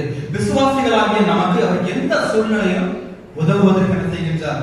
தயாராக இருக்கின்றார். ஆனால் நாம் மாம்சத்தின்படி நடவாமல் இப்படி நடக்க வேண்டும், ஆவிக்கு ஏற்றபடி நடக்க வேண்டும். நாம் ஆவிக்கு ஏற்றபடி நடக்கின்ற பொழுது பரிசுத்த ஆவியினால் பலம் கொண்டு எல்லாவற்றையும் செய்வதற்கு அவர் நமக்கு பலம் தருகின்றார். உதவி செய்ய முடியவில்லை என்று நாம் சிந்திக்கிறோமா, அந்த உதவியை செய்வதற்கு பலம் தருகின்றார். பிறருடைய வார்த்தை சுமக்க முடியவில்லை என்று நாம் சிந்திக்கிறோமா, அந்த வார்த்தை சுமப்பதற்கு ஆண்டவர் நமக்கு பலம் தருகின்றார். அப்படிப்பட்ட கிருபைகளை தந்து நமக்கு வழிநடத்துகின்ற தேவனாய் இருக்கின்றார். அப்போ நாம் சிந்தித்து பார்த்தோமானால் நன்மை செய்யும் பொழுது நாம் சோர்ந்து போகிறோம் என்று சிந்தித்தோமானால் நாம் என்ன செய்ய வேண்டுமா, அதை நான் கர்த்தருக்கென்றே செய்கிறேன். எப்படி? நான் செய்கின்ற உதவியோ நான் செய்கின்ற நன்மையோ அதை நான் கர்த்தருக்காக செய்கிறேன் என்று விசுவாசத்தோடு செய்யும் பொழுது அந்த பரிசுத்த ஆவியானவர் உங்களை நிரப்புவார். அந்த பரிசுத்த ஆவியினாலே பலம் கொண்டு எல்லாவற்றையும் செய்வதற்கு நமக்கு பலம் தருகிறவராக என்ன செய்கின்றார் இருக்கின்றார். அப்ப நாம் எதை செய்தாலும் அதை யாருக்கு செய்ய வேண்டும்? கர்த்தருக்கென்று செய்ய வேண்டும். செய்கிறோமா இல்லையா? நம்ம நல்லாவே சிந்தித்து பார்த்தோம் அப்படின்னா அந்த கிறிஸ்துமஸ், நியூ இயர், பிரதிஷ்டை அந்த ஃபங்க்ஷன் டைம்ல நம்ம என்ன செய்யறோம்? ஆலயத்தை என்ன செய்யறோம்? அலங்கரிக்கிறோம். அப்படிதானே? நம்ம சபை வாலிபர்கள் என்ன செய்வாங்க? உற்சாகமா ஆலயத்தை என்ன செய்வாங்க? அலங்கரிப்பாங்க. அந்த வாலிபர்கள் நம்ம வீட்டுல ஏதாவது ஒரு அதிகமான வேலை கொடுத்தா செய்வாங்களா? செய்வாங்க. கண்டிப்பா செய்வாங்க. அப்ப ஆண்டவருடைய சமூகத்தில் அவர் அந்த வேலைகளை செய்கின்ற பொழுது பரிசுத்த ஆவியினால் என்ன செய்யறாங்க? அந்த பலனை அவங்களுக்குள்ள ஒரு உற்சாகம் வருது. நான் நீ கர்த்தருக்காக என்ன செய்யறேன். நான் உங்களுடைய தங்கையாபுரம் வாலிபர்களுக்கு என்ன செய்யற சாட்சி என்ன செஞ்சிருக்கேன் சொல்லிருக்கேன். என்ன செய்யுங்க? உற்சாகம் பிரசங்கத்தை என்ன செய்யணும்? கவனிக்கணும். யாரும் என்ன செய்யக்கூடாது? தூங்கிடக்கூடாது. நான் என் கர்த்தருக்காக செய்கிறேன், என் ஆண்டவருக்காக நான் செய்து கொண்டிருக்கிறேன் என்ற ஒரு விசுவாசத்தில் அவங்க என்ன செய்வாங்க. அதற்குரிய பலனை அவங்க என்ன செய்வாங்க? தங்களுடைய வாழ்வில் அவங்க மட்டும் இல்ல, அவங்களுடைய குடும்பம் என்ன செய்யும்? ஆசீர்வதிக்கப்படும். அப்ப கர்த்தருடைய சமூகத்திலே நாம் நம்முடைய பிள்ளைகளை நிறுத்துவதற்கு வெட்கப்படக்கூடாது. சுத்தி வளைச்சு எங்க வாரங்கிறது எல்லாருக்குமே தெரியும். அப்படிதானே? சுத்தி வளைச்சு எங்க வாரங்கிறது எல்லாருக்குமே என்ன செய்யுது? ஒரு வழியா புரிஞ்சுட்டு. அப்ப சத்திய வசனத்தை ஆண்டுடைய சமூகத்திலே சொல்வதற்கு நம்முடைய பிள்ளைகளை என்ன செய்ய வேண்டும்? ஆயத்தப்படுத்த வேண்டும். அப்ப ஆண்டுடைய சமூகத்துல பிள்ளைகள் உற்சாகமாய் வரும்பொழுது என்ன செய்வாங்க? எல்லாவற்றையும் செய்வதற்கு என்ன செய்வார்? ஆண்டவர் பலன் கொடுப்பார். பெற்றோர்களே கேளுங்கள். எழுப்பி கேட்கன்னு சொன்னேன். ஆனா என்ன செய்ய மாட்டேன்? எழுப்பி கேட்க மாட்டேன். மொத்தமா தான் என்ன செய்வேன்? கேட்க.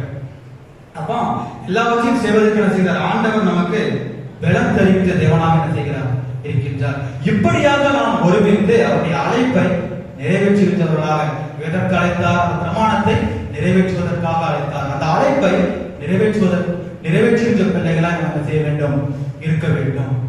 இரண்டாவதாக நாம் பார்த்தோம்னால் பிறருடைய பாரத்தை சுமக்க அழைக்கப்பட்டிருக்கின்றோம். உதவி வேறு, சுமப்பது வேறு. அதாவது பிறருடைய பாரத்தை நாம் என்ன செய்கிறோம்? சுமப்பதற்காக என்ன செய்கிறோம்? அழைக்கப்பட்டிருக்கின்றோம். இந்த உலகை பொறுத்தவரை அனைவருக்கும் என்ன உண்டு? அநேக பாரங்கள் உண்டு. அப்படிதான் நம்முடைய குடும்பத்தை நாம் எப்படி காப்பாற்றப் போகிறோம், என் வேலைகளை நான் எப்படி நிலைத்திருக்க போகிறேன், இங்க அநேக பாரங்கள் உண்டு. பிள்ளைகளுக்கு என் பெற்றோர்களுக்கு என் பிள்ளைகளை நான் எப்படி வளர்க்கப் போகிறேன் என்று உண்டு. அநேக பாரங்கள் உண்டு. நாம் நன்றி சிந்தித்து பார்த்தோம்னால் சிறு வயதுல எந்த ஒரு கவலையும் என்ன செய்யாது இருக்காது. தங்களுடைய வாலிப வயது வரைக்கும் என்ன செய்வாங்க? பெற்றோர்கள் பிள்ளைகளை கவனித்துக் கொள்வாங்க. அதனால அவங்களுக்கு என்ன இருக்காது? எந்த ஒரு பாரம் ஒரு வழியா இருக்காது. அப்படிதானே? அப்போ அடுத்த கட்டமா ஒரு வாழ்க்கைக்குள்ளாக என்ன செய்வாங்க? கடந்து போவாங்க. ஒரு திருமண வாழ்க்கைக்குள்ளாக என்ன செய்வாங்க? கடந்து போவாங்க. அல்லது ஒரு குடும்பத்தின் பொறுப்புக்குள்ளாக என்ன செய்வாங்க? கடந்து போவாங்க. இன்னைக்கு அநேக வாலிபர்கள் குடும்பத்தின் பொறுப்பை ஏற்று நடத்துவது உண்டு. அப்ப அந்த பொறுப்புகளை ஏற்றுக்கொள்ளுகின்ற பொழுது அநேக பாரங்கள் அவர்களை என்ன செய்யும்?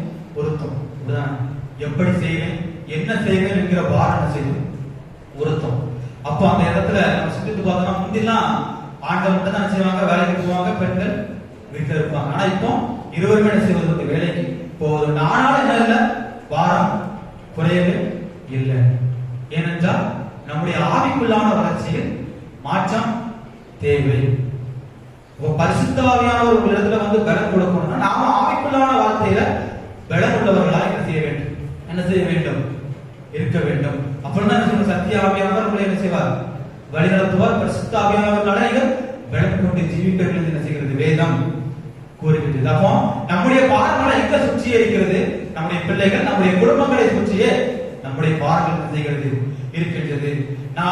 நாம் நினைக்கிறவர்களுக்கு மாத்திரமல்ல, நம்மை வெறுக்கிறவர்களுக்கும் என்ன செய்ய வேண்டும்? நன்மை செய்கின்றவர்கள் என்ன செய்ய வேண்டும்? இருக்க வேண்டும். உதாரணமாக 2 சாமுவேல் 9வது அதிகாரம் 1 முதல் 17 வசனத்தை நாம் வாசித்து பார்த்தோம்னா, 2 சாமுவேல் 9வது அதிகாரம் 1வது வசனம் முதல் 17வது வசனம் வரை நாம் வாசித்து பார்த்தோம்னா, இங்கு தாவீது யாருடைய சுமையை ஏற்றுக்கொள்கிறான்? சவுலின் குடும்பத்தினுடைய சுமையை என்ன செய்கிறார்? ஏற்றுக்கொள்கிறார். அங்க உதவி செய்கின்றார்கள். இங்கு என்ன செய்கிறார்கள்? அந்த சுமையை ஏற்றுக்கொள்கிறதை நாம் காண முடிகின்றது. அப்போ சவுல் தாவீதுக்கு யாரு? சவுல் தாவீது என்ன செஞ்சான்? கொலை செய்யணும்னு சொல்லி என்ன செஞ்சான்? முன் வந்தான். ஆனாலும் பரவாயில்ல அப்படின்னு சொல்லி என்ன செய்கிறார்? அந்த தன்னை வெறுப்பவர்களுக்கும் நன்மை செய்து அவர்களின் குடும்ப வாரத்தை சுமப்பதற்கு என்ன செய்கின்றார்? முன்வருகின்றார். ஏன்? யோனத்தான் தாவீதுக்கு யாரு? நண்பன் தானே. அந்த நண்பன் நிமித்தமாக என்ன செய்கின்றார்? முன்வருகிறதை காண முடிகின்றது. யோனத்தான் நிமித்தம் உதவி பெறுவதற்கு சவுலின் குடும்பத்திலே யாராவது உண்டா என்று வேலைக்காரனை கேட்கின்ற பொழுது கால்கள் குணமற்ற அந்த குமாரன் என்ன செய்கின்றார்? அழைத்து வருகின்றதை நாம் காண முடிகின்றது. அப்போ அந்த இடத்துல அவர் என்ன செய்யல? உதவி செஞ்சு அனுப்பிவிடல. அப்படிதான். முதலாவது என்ன பார்த்தோம்? உதவி செய்கின்றவர்களாக இருக்க வேண்டும். இரண்டாவது ஏற்றுக்கொள்கின்றவர்களாக, பிறரின் பாரத்தை சுமக்கின்றவர்களாக என்ன செய்ய வேண்டும்? இருக்க அழைக்கப்பட்டிருக்கின்றோம். அங்கு அவன் உதவி செய்து என்ன செய்யவில்லை? அனுப்பிவிடவில்லை. சவுலுக்குரிய எல்லா நிலங்களையும் நான் என்ன செய்யறேன்? உனக்கு கொடுக்கிறேன். அவன் என்ன செய்வான்? குமாரன் என்ன செய்வான்? நித்தமும் என் பந்தியில் அப்பம் புசிப்பான். நித்தமும் என் பந்தியிலே அப்பம் புசிப்பான். அவனுடைய பொறுப்பு யாரிடத்துல போயிருது? தாவீதிடத்துல என்ன செய்யறது? போகிறது. அந்த பொறுப்பை, அந்த பாரத்தை ஏற்றுக்கொள்கிறதை நாம் என்ன செய்ய முடிகின்றது? காண முடிகின்றது.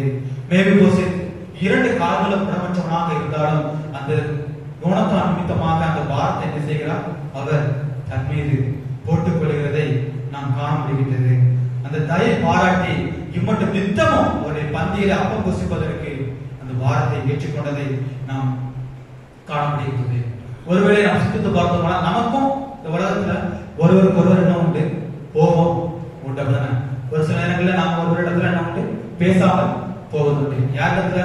ஒருவர் இடத்துல பேசாமல் போவதுண்டு. அந்த ஒருவர் நிமித்தமா நாம் என்ன செய்வோம்? அந்த குடும்பத்தை என்ன செய்வோம்? வெறுப்போம். அப்படிதான். இவங்கிட்ட இவரிடத்துல என்ன செய்ய மாட்டேன்? பேச மாட்டேன். இவங்க வீட்டுக்கு நான் என்ன செய்ய மாட்டேன்? போக மாட்டேன் அப்படின்னு சொல்லி என்ன செய்வோம்? நாம சொல்லுவோம். நம்ம சிந்தித்து பார்த்தோம்னா அந்த பிரச்சனைகள் எப்படி வந்திருக்கும்? ஒரு சின்ன வாக்குவாதத்துல என்ன செஞ்சிருக்கும்? ஆரம்பிச்சிருக்கும்.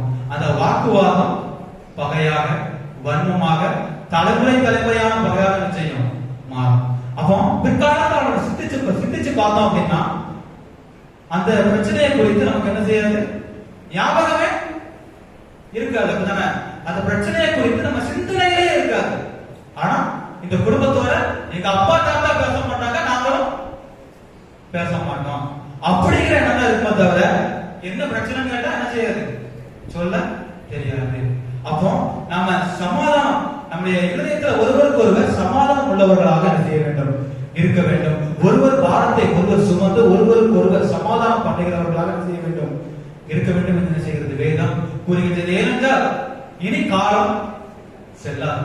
ஒருவேளை நம்ம இழந்து போன காலத்தை நமக்கு என்ன செய்ய முடியாது? திருப்பி பெற்றுக்கொள்ள முடியாது. பிற்காலத்துல யோசிக்கலாம், ஐயோ நான் பேசியிருக்கலாமே, ஐயோ நான் சமாதானமா போயிருக்கலாமே.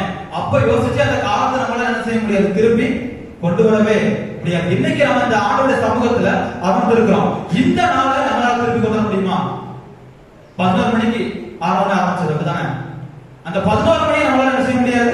திருப்பி கொண்டு வர முடியாது. போன காலத்தை நம்மளால என்ன செய்ய முடியாது?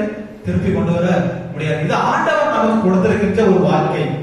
அதிலே ஆசீர்வாதமாக ஒருவருக்கு ஒருவர் அந்த பாரங்களை சுமக்கின்ற பிள்ளைகளை என்ன செய்ய வேண்டும்? இருக்க வேண்டும். அப்போ நம்ம எதற்காக அழைக்கப்பட்டு இருக்கிறோம்?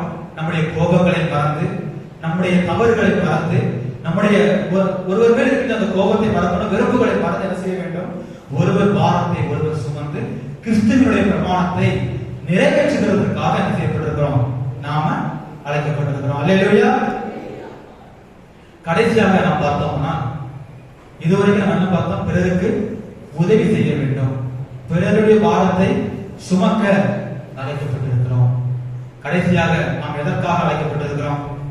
சொல்லுங்க. கடைசியாக நம்ம எதற்காக அழைக்கப்பட்டிருக்கிறோம் என்று சிந்தித்து பார்த்தோம்னா, கிறிஸ்துவினுடைய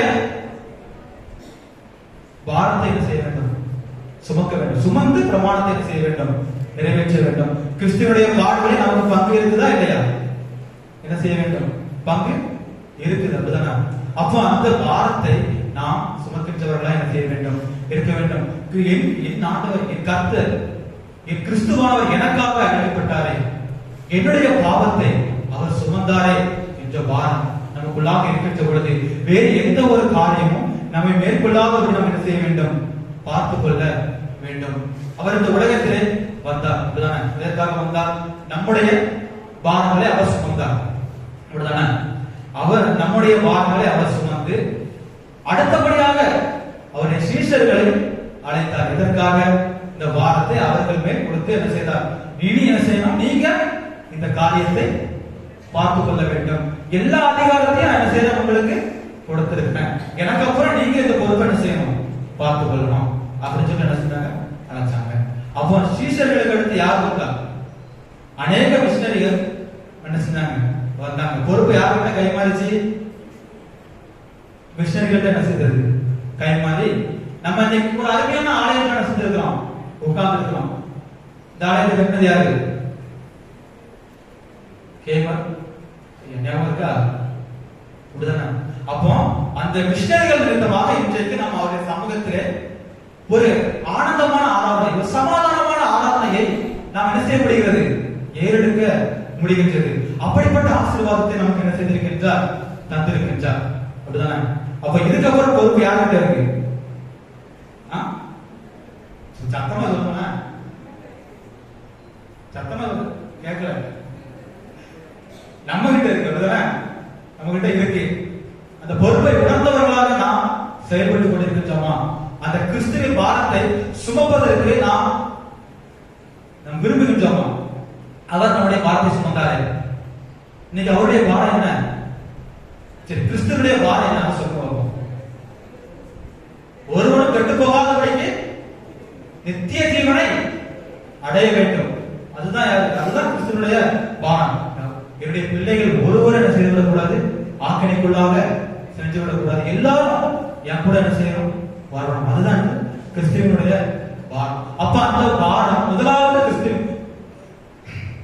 இயேசு இந்த உலகத்திலே வந்து யார்கிட்ட கொடுத்தாரு? சீஷர்கள்ட்ட கொடுத்தாரு. சீஷர்கள் அகிலமும் சுற்றி திரிந்து அவருடைய வார்த்தையை வெளிப்படுத்தி மிஷனரிகள் நம்மிடத்திலே வந்து நம்முடைய தேவைகள் எல்லாவற்றையும் சந்தித்து, அப்படிதானே? நம்முடைய தேவைகளை சந்தித்து அதன் வழியாக கிறிஸ்துவை நம்முடைய இருதயத்திலே புகுத்தினார்கள். இப்ப இதற்கு அப்புறமாக அந்த பொறுப்பு நம்மிடத்திலே கைமாறி இருக்கின்றது. அந்த பொறுப்பை நம்முடைய கரத்திலே பெற்றிருக்கிறோம். அவருடைய பாரத்தை நம்ம இருதயத்திலே நாம் உள்வாங்கி இருக்கிறோம் என்பதை என்ன செய்ய வேண்டும்? சிந்தித்து பார்க்க இந்த நாளிலே நாம் அழைக்கப்பட்டிருக்கிறோம்.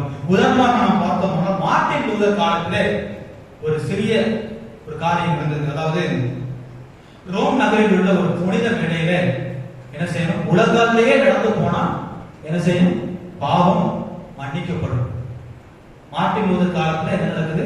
இந்த ரோம் நகர்ல புனித மேடை ஒன்று உண்டு. அந்த புனித மேடையில முழங்காலே நடந்து போனா என்ன நடக்கும்? பாவங்கள் எல்லாருக்கும் என்ன செய்யும்? மன்னிக்கப்படும் என்று என்ன செய்கிறார்? ஒரு நம்பிக்கை உண்டு. அப்போ அந்த இடத்துல அவர் என்ன செய்யறாரு? தன்னுடைய பாவங்கள் மன்னிக்கப்படும் அப்படின்னு சொல்லி என்ன செய்யறாரு? முழங்காலே என்ன செய்யறாரு? கடந்து போறாரு. அப்ப அவருடைய காதுல ஒரு சத்தம் கேட்கிறது, விசுவாசத்தினால் நீதிமான் பிழைப்பான். அப்ப என்ன செய்ய வேண்டாம்? உலகால என்ன செய்ய வேண்டாம்? நடக்க வேண்டாம். நீ என்னை விசுவாசத்தினால என்ன செய்யல? நீ பிழைப்ப அப்படின்னு சொல்லி என்ன செஞ்சாரு? சொன்னார்.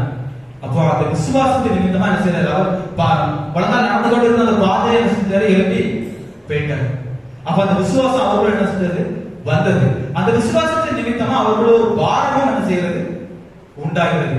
என்ன பாரம் என்று நாம் பார்த்தோம்னா, இன்னைக்கு பாவ மன்னிப்பை நம்மளால என்ன செய்ய முடியும்? இலவசமாவே பெற்றுக்கொள்ள முடியும். அவருடைய சமூகத்துல என்ன செய்ய முடியும்? பெற்றுக்கொள்ள முடியும். அப்போ அன்றைய காலத்துல மார்ட்டின் லூதர் காலத்துல ஒரு காரியம் இருந்தது. அதாவது ஒரு சீட்டு கொடுக்கப்படும். அந்த சீட்டு என்ன உண்டு? அந்த சீட்டை பெற்றுக்கொள்கிறவர்களுக்கு பாவ மன்னிப்பு உண்டு. கடந்த கால பாவம், நிகழ்கால பாவம், எதிர்கால பாவம், எல்லா பாவமும் மன்னிக்கப்படும். இன்க்ளூடிங் அதாவது இறந்து போனவர்களுடைய பாவங்களும் மன்னிக்கப்படும் அப்படிங்கிற ஒரு நம்பிக்கை உண்டு அங்க உண்டு. அப்போ அவரிடத்துல ஒரு பாடம் காணப்படுகிறது. என்ன பாடம்? அவர் எப்படி பெற்றுக்கொண்டார் அந்த விசுவாசத்தை? விசுவாசத்தினாலே நீதிமான் பிழைப்பான். அப்ப அந்த விசுவாசத்தினாலே என்ன செய்தார்? அந்த ரட்சிப்பை பெற்றுக்கொண்டார். அப்ப இவர் இப்படி ஒரு காரியம் காணப்படுகிறது என்று என்ன செய்யறாரு? அவர் இருதயத்துல ஒரு பாரம் காணப்படுகிறது.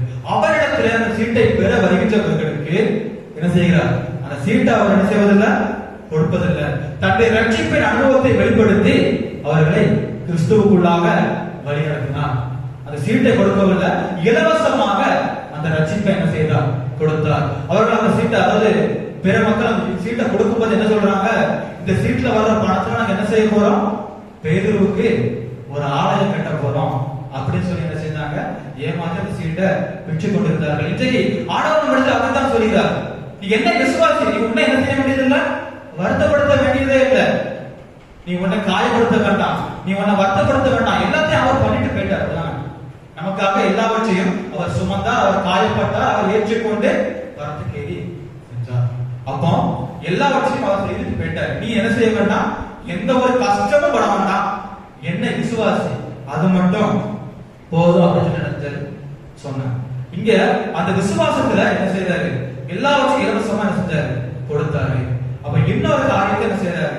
அங்க செய்யறாரு. அதாவது விட்டன்பெர்க் அப்படிங்கிற ஜெர்மனியில உள்ள விட்டன்பெர்க் ஒரு சர்ச்சில் அந்த கிறிஸ்துவுக்கு எதிரான அநேக காரியங்கள் காணப்பட்டதுண்டா? அது எல்லாவற்றுக்கும் எதிரான ஒரு கருத்துக்களை 95 கோட்பாடுகளாக அந்த ஆலயத்திலே என்ன செய்கிறார்? வாசல்ல நம்ம அறிவிப்பு பணியில அறிவிப்பு போடுவாங்க, அதே மாதிரி என்ன செய்யறாரு? எழுதி ஒட்டிட்டார். இதெல்லாம் கிறிஸ்துவுக்கு பிரியமில்லாத காரியம், எது செய்யணும் எது செய்ய வேண்டாம் அப்படிங்கிறதுக்கு ஒரு 95 கோட்பாடுகளை என்ன செஞ்சாரு? எழுதி ஒட்டிட்டாரு. இது நிமித்தம் அநேக திருச்சபைகள் அங்க என்ன செய்தது? ஒரு பெரிய தாக்கத்தை ஏற்படுத்தியது, பெரிய ஒரு மாற்றமும் ஏற்பட்டது. நம்ம புரொட்டஸ்டன்ட் திருச்சபை தந்தை என்று அழைக்கப்படுவோர் யாரு?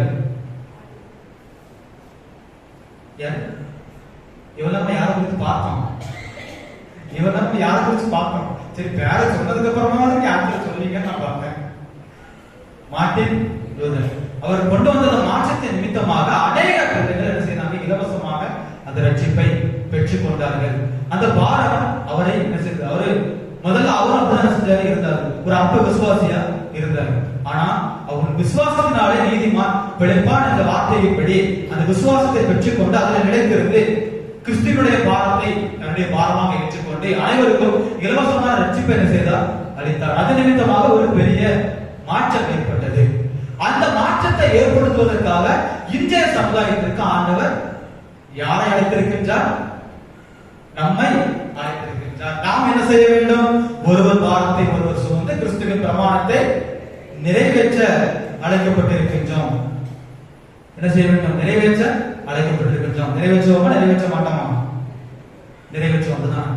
ஆனா அதாவது கிறிஸ்துவின் பாடுகளில் பங்கு கொள்வதில் நாம் என்ன செய்ய வேண்டும்? சந்தோஷம் கொள்ள வேண்டும். என்ன செய்கிறது? வேதம் கூறுகின்றது.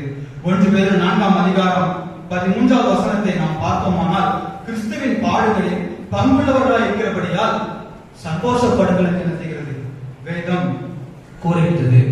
அப்போ அவருடைய பாடுகளும் நமக்காக, அவருடைய பாரங்களும் நமக்காக.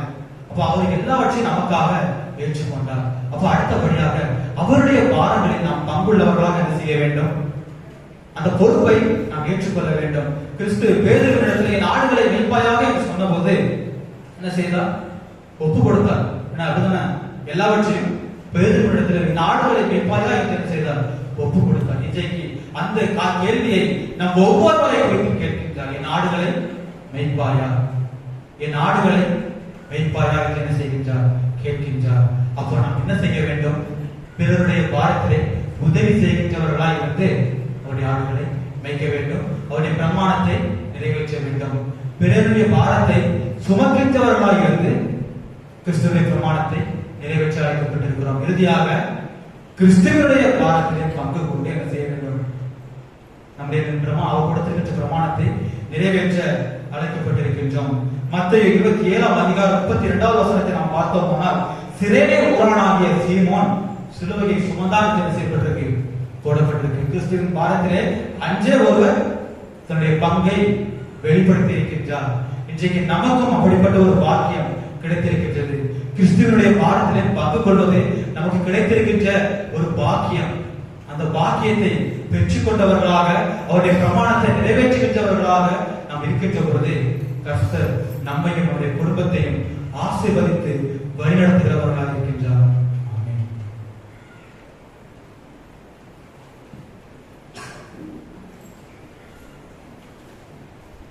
காணிக்கை பாடலாக நாம் யாவரும் எழுந்து நின்று ஆராதனை கீதங்கள் 184, 200 கீதம் 493, கிறிஸ்தவ கீர்த்தனை 192, விந்தை கிறிஸ்து இயேசுராஜா உங்கள் செல்வை என்மீன்.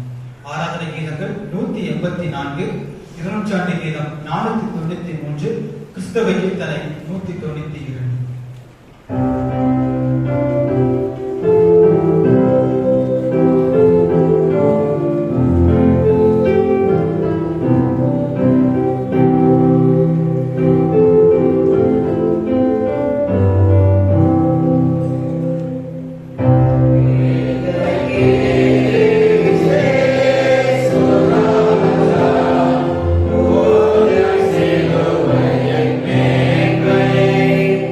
Lord,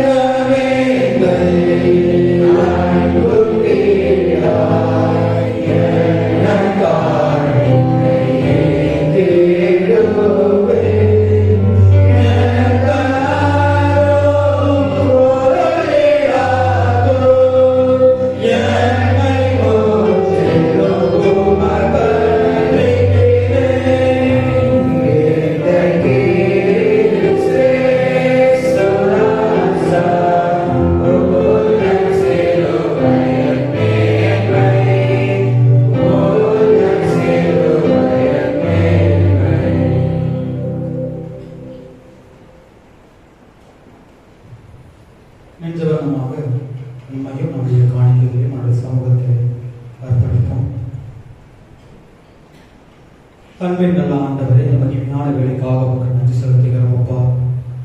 இந்த நாளிலும் ஆண்டவரே, உடைய சமூகத்திலே உடைய பிள்ளைகள் ஒருமித்து கூடி வந்து அப்பா படைத்திருக்கின்ற காணிக்கைகளை உடைய கருத்தில் அர்ப்பணித்து செபிக்கிறோம். ஆண்டவரே, அவரின் காணிக்கையை ஏற்றுக்கொண்டு அங்கீகரித்து ஆசீர்வதித்தது போல இந்த நாளிலும் ஆண்டவரே, உடைய பிள்ளைகள் முழு இதயத்தோடு உடைய சமூகத்திலே படைத்திருக்கின்ற இந்த காணிக்கைகளை உடைய கருத்தில் அர்ப்பணிக்கின்றோம். ஆண்டவரே, இதை ஏற்றுக்கொள்ளும் ஆசீர்வதியும் உடைய கருத்தில் தருகிறோம். மீட்பர் இயேசுவின் மூலம் ஜெபம் கேளும் ஜீவனுள்ள பிதாவே.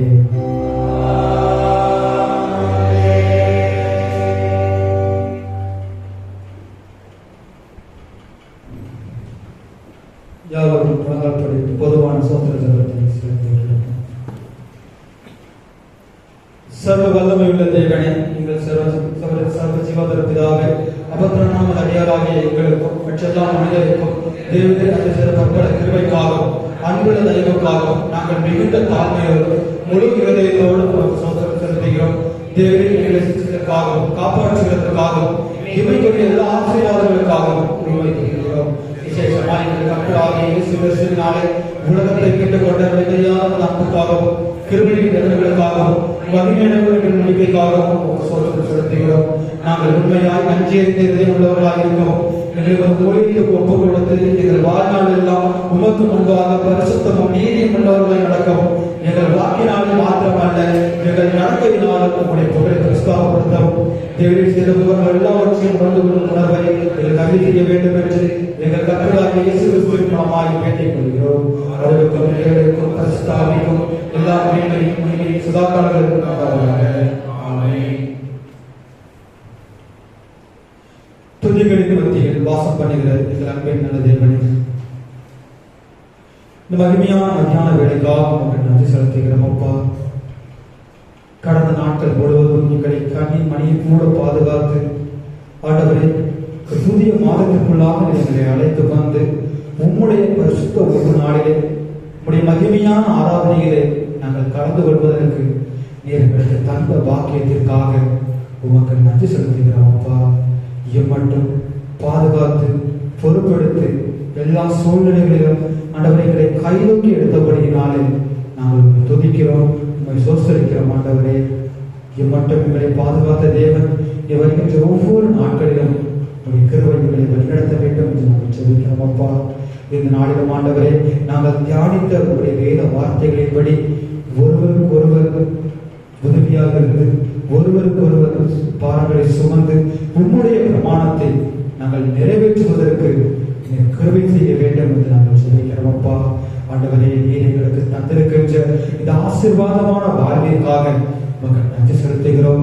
இந்த வாழ்விலே ஆண்டவரை நீர் எங்களுக்கு கொடுத்திருக்கின்ற பொறுப்புகளை நாங்கள் உணர்ந்து செயல்பட தேவதாமே கிருபை செய்ய வேண்டும் என்று நாங்கள் செபிக்கிறோம் அப்பா. விசேஷமாக ஆண்டவரே, வருகின்ற நாட்களிலே பொது தேர்வுக்காக ஆயத்தப்பட்டுக் கொண்டிருக்கின்ற பிள்ளைகளுக்காக நாங்கள் ஜெபிக்கிறோம் அப்பா. பிள்ளைகளுக்காக ஜெபிக்கிறோம், பிரேசலுக்காக ஜெபிக்கிறோம் ஆண்டவரே, சாமுவேலுக்காக நாங்கள் ஜெபிக்கிறோம் ஆண்டவரே, மற்றும் பொது தேர்வு எழுதுகின்ற ஒவ்வொரு பிள்ளைகளுக்காகவும் ஜெபிக்கிறோம் ஆண்டவரே. ஒவ்வொருவரையும் உடைய கரத்தில் அர்ப்பணிக்கிறோம். நீர் பொறுப்படுத்திக் கொள்ளும்படியாக நாங்கள் ஜெபிக்கிறோம் ஆண்டவரே.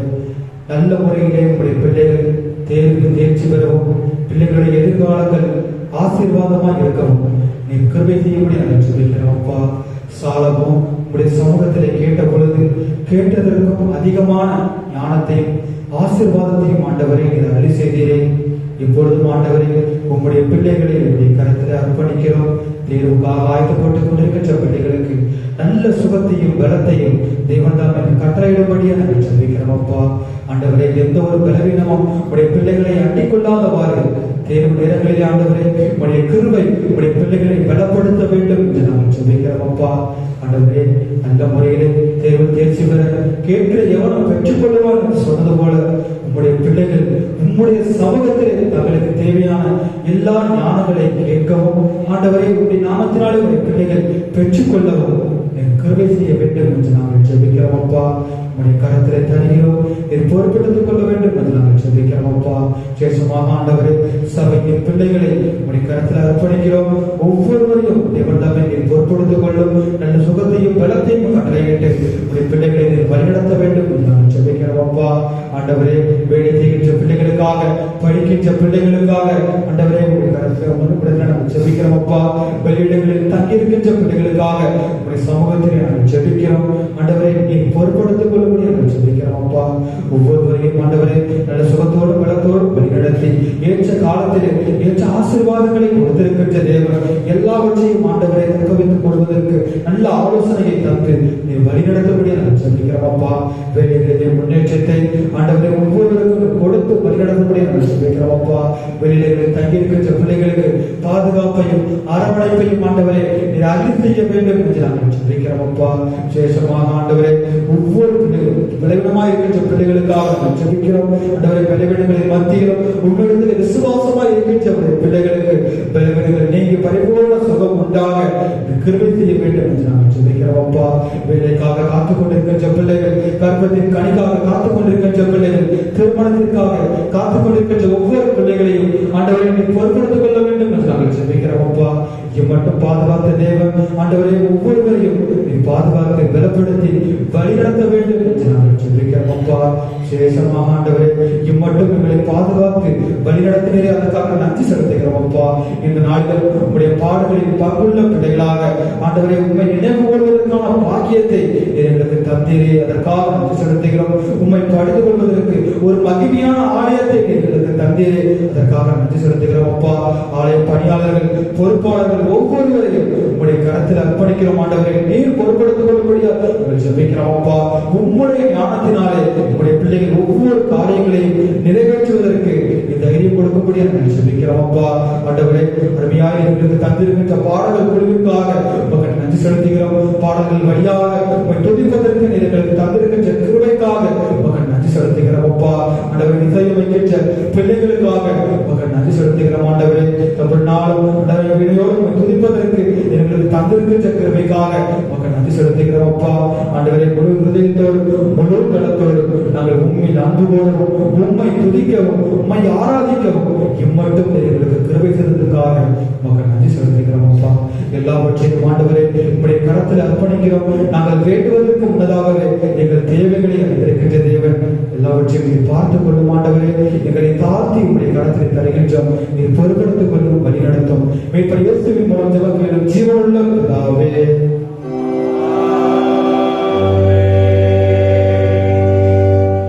இத்தருணத்தில் ஒருப்பட்டவர்களுக்கு பொதுவான பங்கை செய்ய எங்களுக்கு கிருபை சர்வ வல்லவரே தேவனே. 2 பேராவது 3 பேராவது நாமத்தினாலே கூடி வரும் பொழுது அவர்கள் கேட்டு காத்திருக்கிற கர்த்தாவே, உமது அடியார் எங்களுக்கு வேண்டிய நன்மைகள் உண்டாக எங்கள் விருப்பங்களையும் வேண்டுதல்களையும் இப்பொழுது நிறைவேற்றி வெளிப்பட சென்று தெரிகிற அறிவையும் மறுபடியும் ஜீவனையும் எங்களுக்கு கட்டளையிட்டீர்கள்.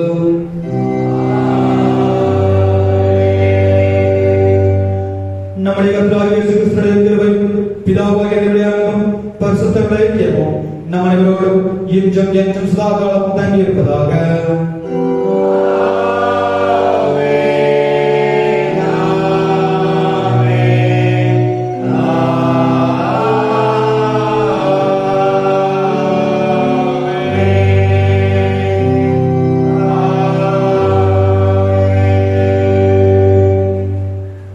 பின்பவழி விதமாக நாம் யாவரும் எழுந்து நின்று ஆராதனை கீதங்கள் 499, இருமுச்சாட்டை கீதம் 171, பாமாலை 103, எண்ணறு நாதா இயேசுவே சிலுவை காட்சி பார்க்கிறேன். ஆராதனை கீதங்கள் 499, இருமுச்சாட்டை கீதம் 121, பாமாலை 103.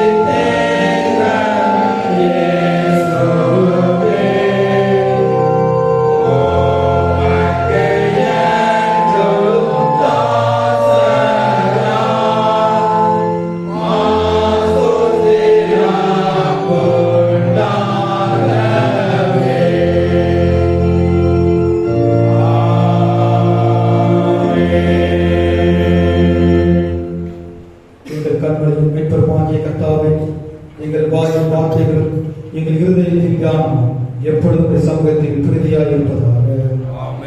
கர்த்தர் உங்களோடு இருப்பாராக. தேவ சமாதானத்துடனே போய் வர